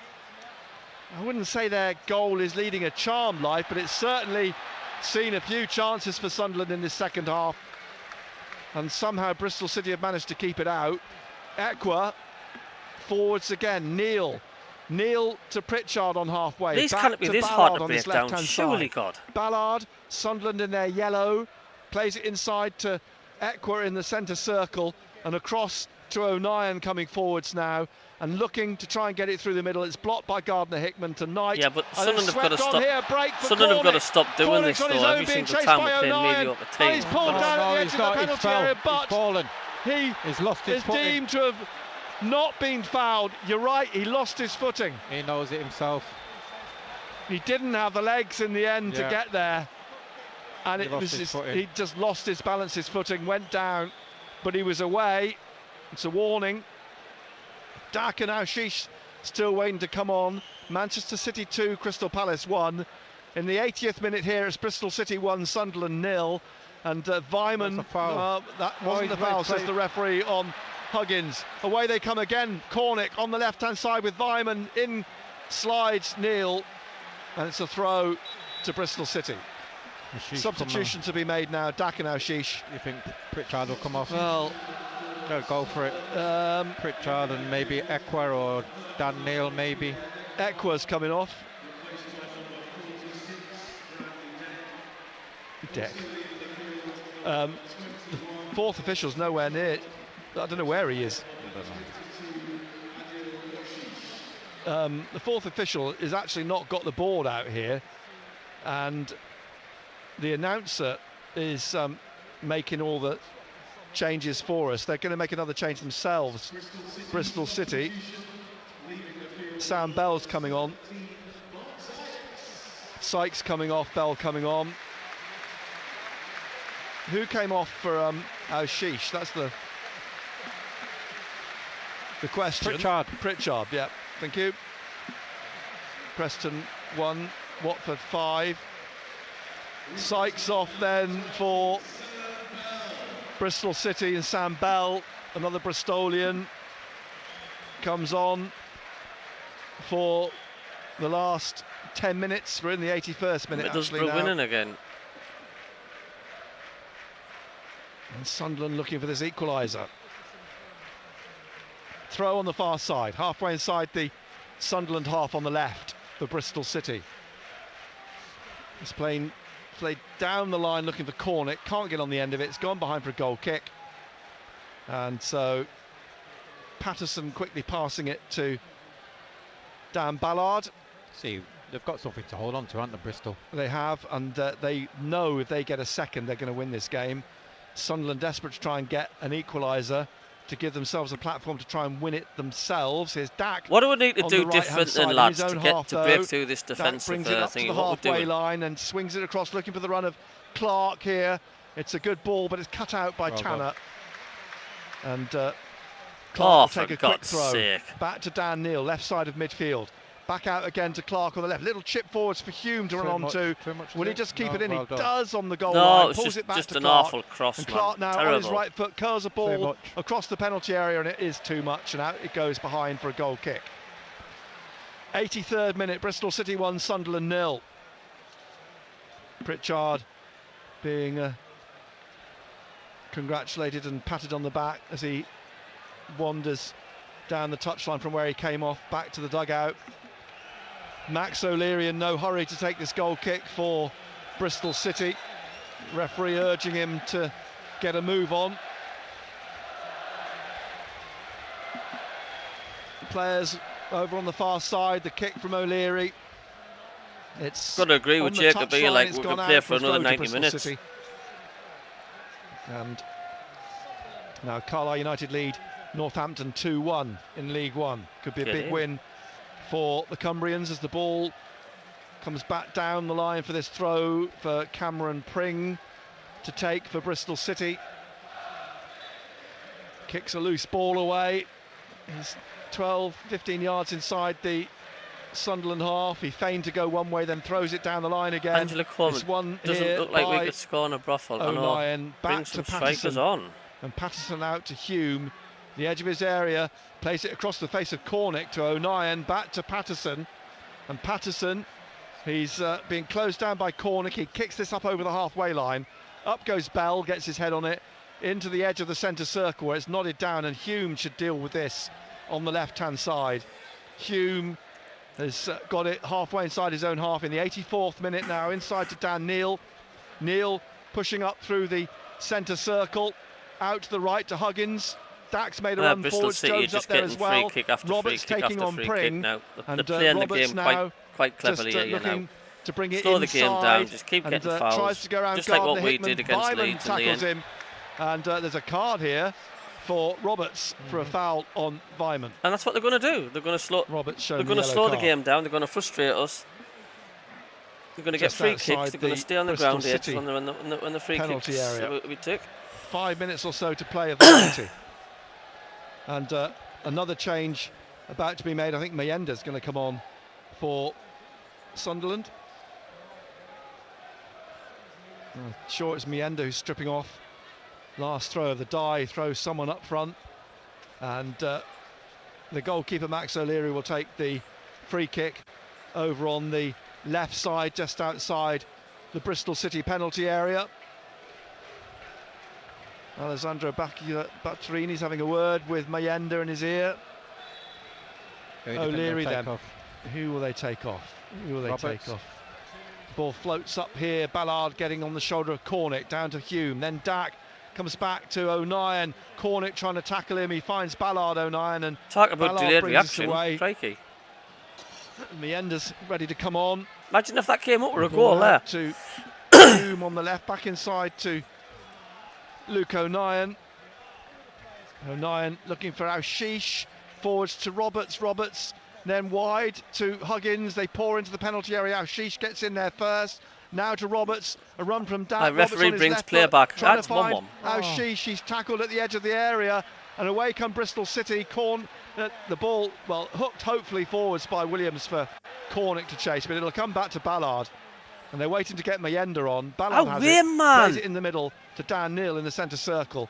And then to Bradley Dack, 86th minute, wide on the right. Crosses have been awful, man. Huggins. It's not working Roberts going down the wings at the minute. It's not working. Look at Ashish is running to the Why penalty don't we area. try it down the middle? Back straight into the hands of the goalkeeper. It's not working Again, getting these crosses in, because the back. crosses are just terrible. Not being able to pick anybody up. Job was coming through, Clark was there. I'm sure the players' Keeper minds was in deep their down way. are wondering what's going on Meyenda's with still their waiting. managers and stuff. Yeah, O'Leary, that could be it. has the ball. Could this manager Waiting for everybody to confusion jog be affecting upfield, the team, do you 87th think, minute. today? Meenda desperate to come on. The kick from the keeper through the middle. And back off O'Nien to Ballard and back to Patterson. Bristol City leading 1-0. He passes it out to Ballard. Cornick goes to close him down. Back to Patterson. Patterson passes it to O'Nien. O'Nien bringing this out now for Sunderland into midfield. Short pass forwards to Dan Neal. Neal trying to get away here, out to the left to Hume and back to O'Nien. O'Nien to Ballard on to the halfway line, almost on the right hand side, and he's going to play it down to Huggins on the touchline. He cuts inside, trying to find the run of Ashish into the penalty area. He's going to pull this back, but it's blocked by Viner. It's a corner to Sunderland. Sunderland deserves something from this game. Like they deserve something. Like, I mean, surely Newcastle God. 3, Fulham 0. Meyenda's going to come on, and it's Huggins is coming off. So Meyenda is going to go straight up there for this corner now in the 88th minute. Make a name for yourself, son. There's technical difficulties with the fourth officials board, we're told, which is why the PA is announcing all the changes, thankfully. Corner then from the right-hand side for Sunderland. Meyenda's in there. Plenty of yellow shirts in the penalty area. Ballard's You've got up two there. men Dack's in marking there Clark. well. Every time Clark goes Ashish. down, you've got two And men on him. Dropped over Job. He's looking at the referee, punching the floor, feeling he was pulled down. The referee's ignored it, and Clark is coming in down the left-hand side of the penalty area. Pulls the ball back into midfield to Dan Neal. And Neal now down to Ashish on the right-hand side. He crosses into the box. It's headed clear again by Viner. Comes out to Hume, who taps it to Neal, forwards to Clark. Right, Clark you've trying got to find Pat a way to thank through. for this if it Pulled stays down the by same. Gardner Hickman. And it's another free kick to Sunderland just outside the penalty area. Well, you've got to answer him, haven't you? 23 yards out. Nice one, Dale. Just left of centre. No Pritchard. Dack has the ball. Ashish next to him. That's funny. Roberts Nice comes one, over Dale. as well. We're in the 89th minute. No. Can Sunderland engineer an equaliser from this free kick? Conversation ensuing between the three Sunderland players as the referee is having words with the Bristol City defenders who aren't happy with the application of the spray where it's been made by the referee. Viner's the player having words. Sheffield Wednesday 1, Queen's Park Rangers 1. Ashish or Dack, who's going to take this free kick? It's a bit too far out for a shot, this, I think. 90th minute now. Dack having a word with someone in the penalty It's too area. far out for the crack. And the referee wants a word now with who's he pulling out. He's jogged back out. Here is the free kick, and Dack walked up to the ball, now steps back from it, and Dack will take this with his right, chips it up into the penalty area, headed goalwards by Ballard, but straight into the goalkeeper's hands. Ballard picks himself up. The ball just dropped tamely into O'Leary's hands. The fourth official's got his board back down below us. How much time we'll have added on, we'll see in seconds. 4 minutes. 3 minutes. Plymouth 2, Rotherham 2. It's 1-0 to Bristol City here, and we will have 3 minutes. What did I say before the match started? I said Sunderland will struggle, and I said 3-0, but I said we'll struggle. Well, it'll be a completely different performance from what it was against West Brom and Leeds. In the tunnel. Nonetheless, team against obviously been deemed parking too the much, bus. and We kind of break a team. Abandoned. Here's Neil to Dak. Bristol City sensing victory. Sunderland still sensing that they can get an equaliser in these last couple of minutes. The ball floated up. Sam Bell manages to knock it back to the goalkeeper. Mienda went to close him down. O'Leary's got the ball clear up into the centre circle. It comes down off O'Nien, and in slides Neil. Cornick's trying to get on the end of it. It breaks for O'Nien. We still can't break teams down, not everybody behind the ball, can we? Free kick to Sunderland in the middle of their own half. Dak throws the ball down. They look like they're going to try and make another substitution. No, they're not Bristol City. I thought for a moment they were, but they're not, as the free kick is pumped forwards by bad result. If we lose this today, like that is a bad result today. If we Bristol lose, City. There's no papering over the cracks. We've played a minute of the minimum 3. We're into the second of those 3 minutes. The goalkeeper gathers the ball. The referee trying to encourage O'Leary to speed things up. O'Leary with it then, placing this for the goal kick for Bristol City, who are a minute and a half away from the 3 points, and only Liam Manning's second win since he took charge on November the 7th. It's pumped back here for O'Nien to chase back. Cornick on his shoulder. O'Nien gets a header in first. Gets it back to Patterson. The Bristol City fans in the corner waving the flags. It's rolled out to Luke O'Nien, then forwards to Dan Neil. Neil now bringing this up to the halfway line. Clark making a run down the left here. Clark on the left wing, halfway inside the Bristol City half. He's going to try and cut inside. Clark plays it in towards Mayenda. Comes down for Ashish. He can't control it. It runs for Ballard. Ballard, that's a penalty. The referee's taking a long look at it. They think it's a penalty, but the referee That's doesn't. A penalty all day long. That is a penalty all day long. Did he go down too easily? It's a corner. You know, the consequence of all that. Maybe Dan Ballard is being honest there and tried to stay on his feet. He went down on the edge of the 6-yard box. Patterson's up. It's a corner. Patterson's in there on the penalty spot. We're in the last minute now. Ashish from the right. It hangs in the air. Patterson trying to get on the end of it. It comes out to Clark. Clark now with 20 seconds left, puts it back in there again.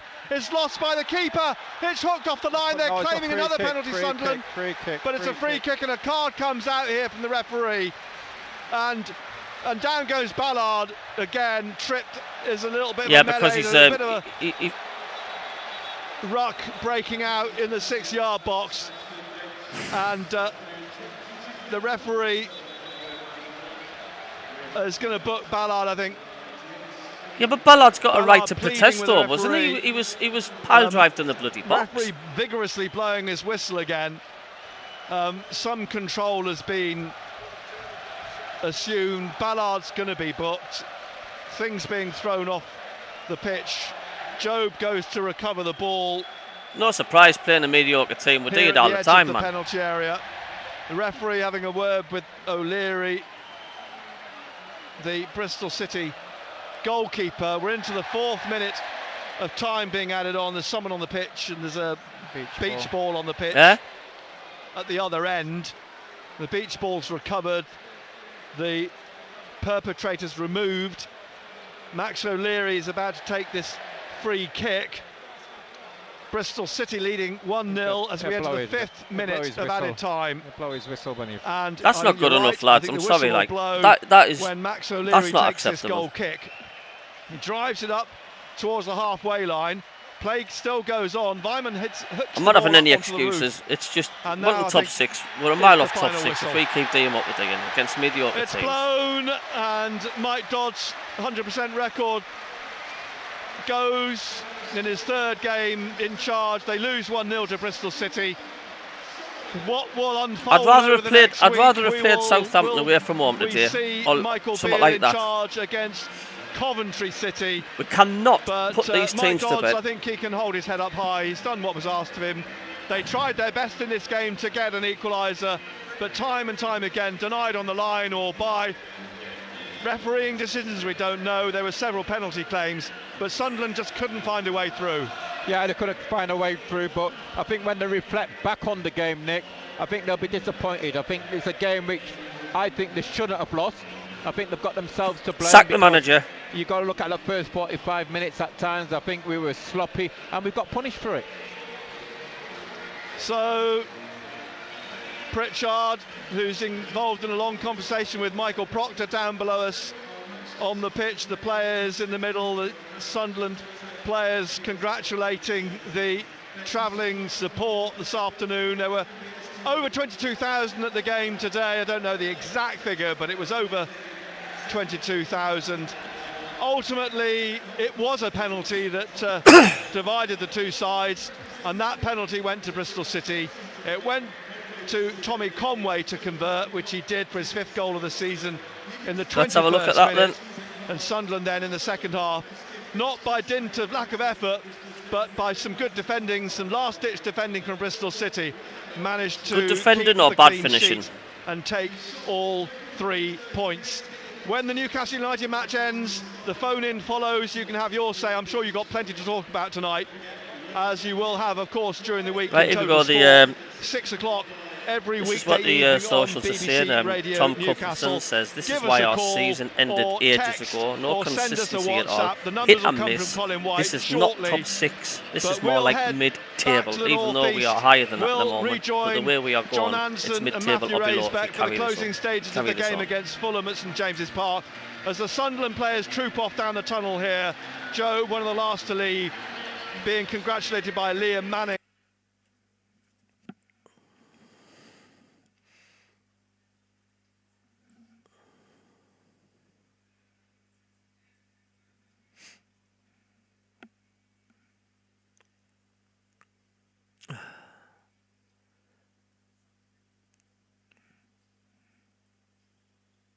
Kieran Tate says we had 16 shots versus their 4. Same old story of not taking chances again. This team is 2, maybe even just 1 goal scorers away from being a really good side. Let's hope the money is spent in January, which is unlikely.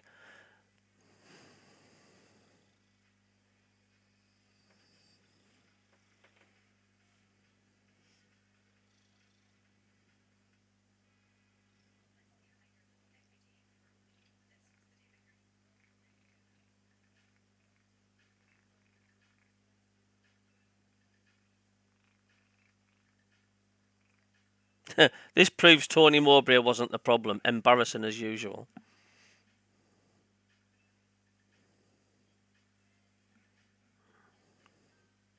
Absolutely, Leighton.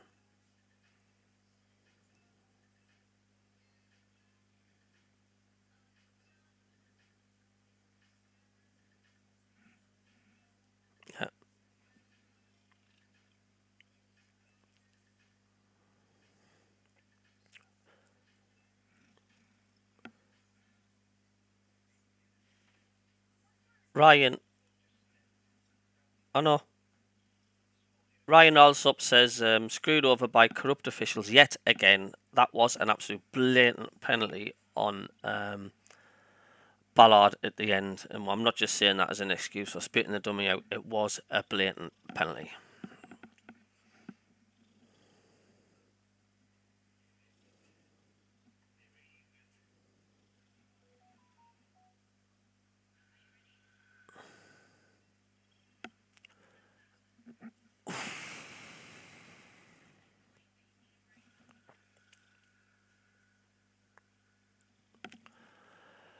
Oh dear me. No difference to more performance that ended in this sacking. Clueless crap, says Rusty. Stephen Lane, the only way I can see it playing this way, supporters. I'm sure the players' mind deep down are wondering yet what the manager, isn't it? No points, no goals, 100% cheesed off Leighton. Yeah, Ian Walker, cheesed age, you look like it's going to be a long season with many twists. No consistency at the minute, is there? But cheers for everybody tuning in anyway. Yeah. Someone says, let us know when the lads eventually decide to turn up against these lesser teams. A lot of people saying lesser team syndrome. No consistency, beating teams in the top 6, and again losing to a bottom 3rd team. It's our mental attitude that needs to change as well as anything else.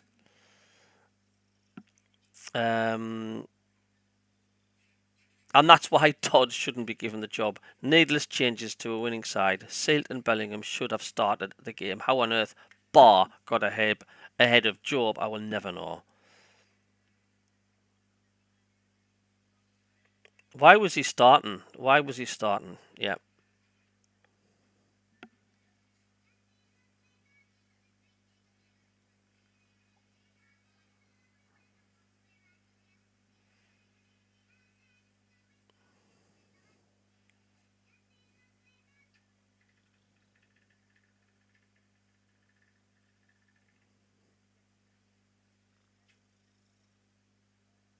Imagine losing 81 minutes and losing 1-0 and you bring a striker on. FFS.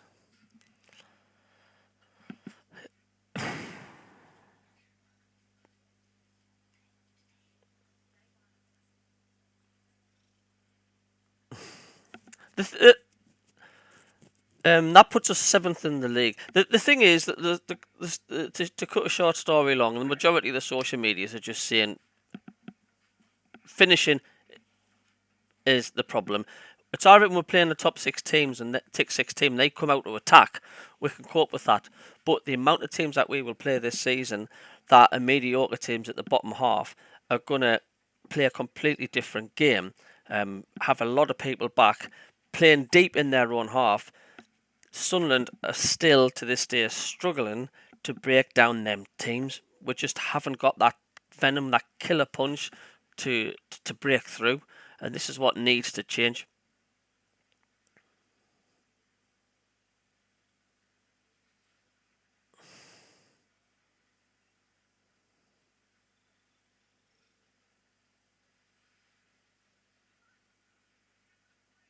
If we're playing against a scrappy team, as you say, you're right, Ant. Why can't we play scrappy ourselves? Just have a shot from 27 yards out. It might have 6 deflections and gone in.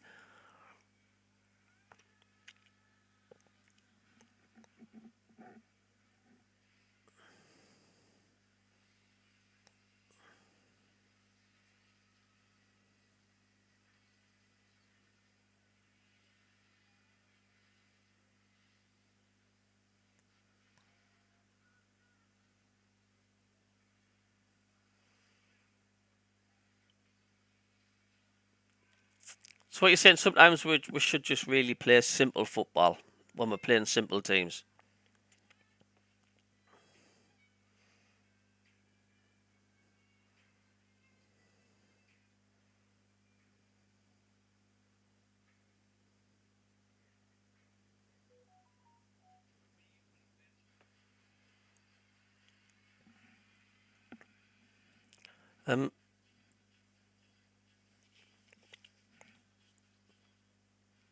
Just got one more social here from Snatch77. If you'd offered me 6 points from these 3 games after Tony Mowbray left, I'd have taken them. So we move forward. Let's see if next week brings us a new head coach. But please, please, please, not Ian Beale, because that is just Johnson 2.0. There we go.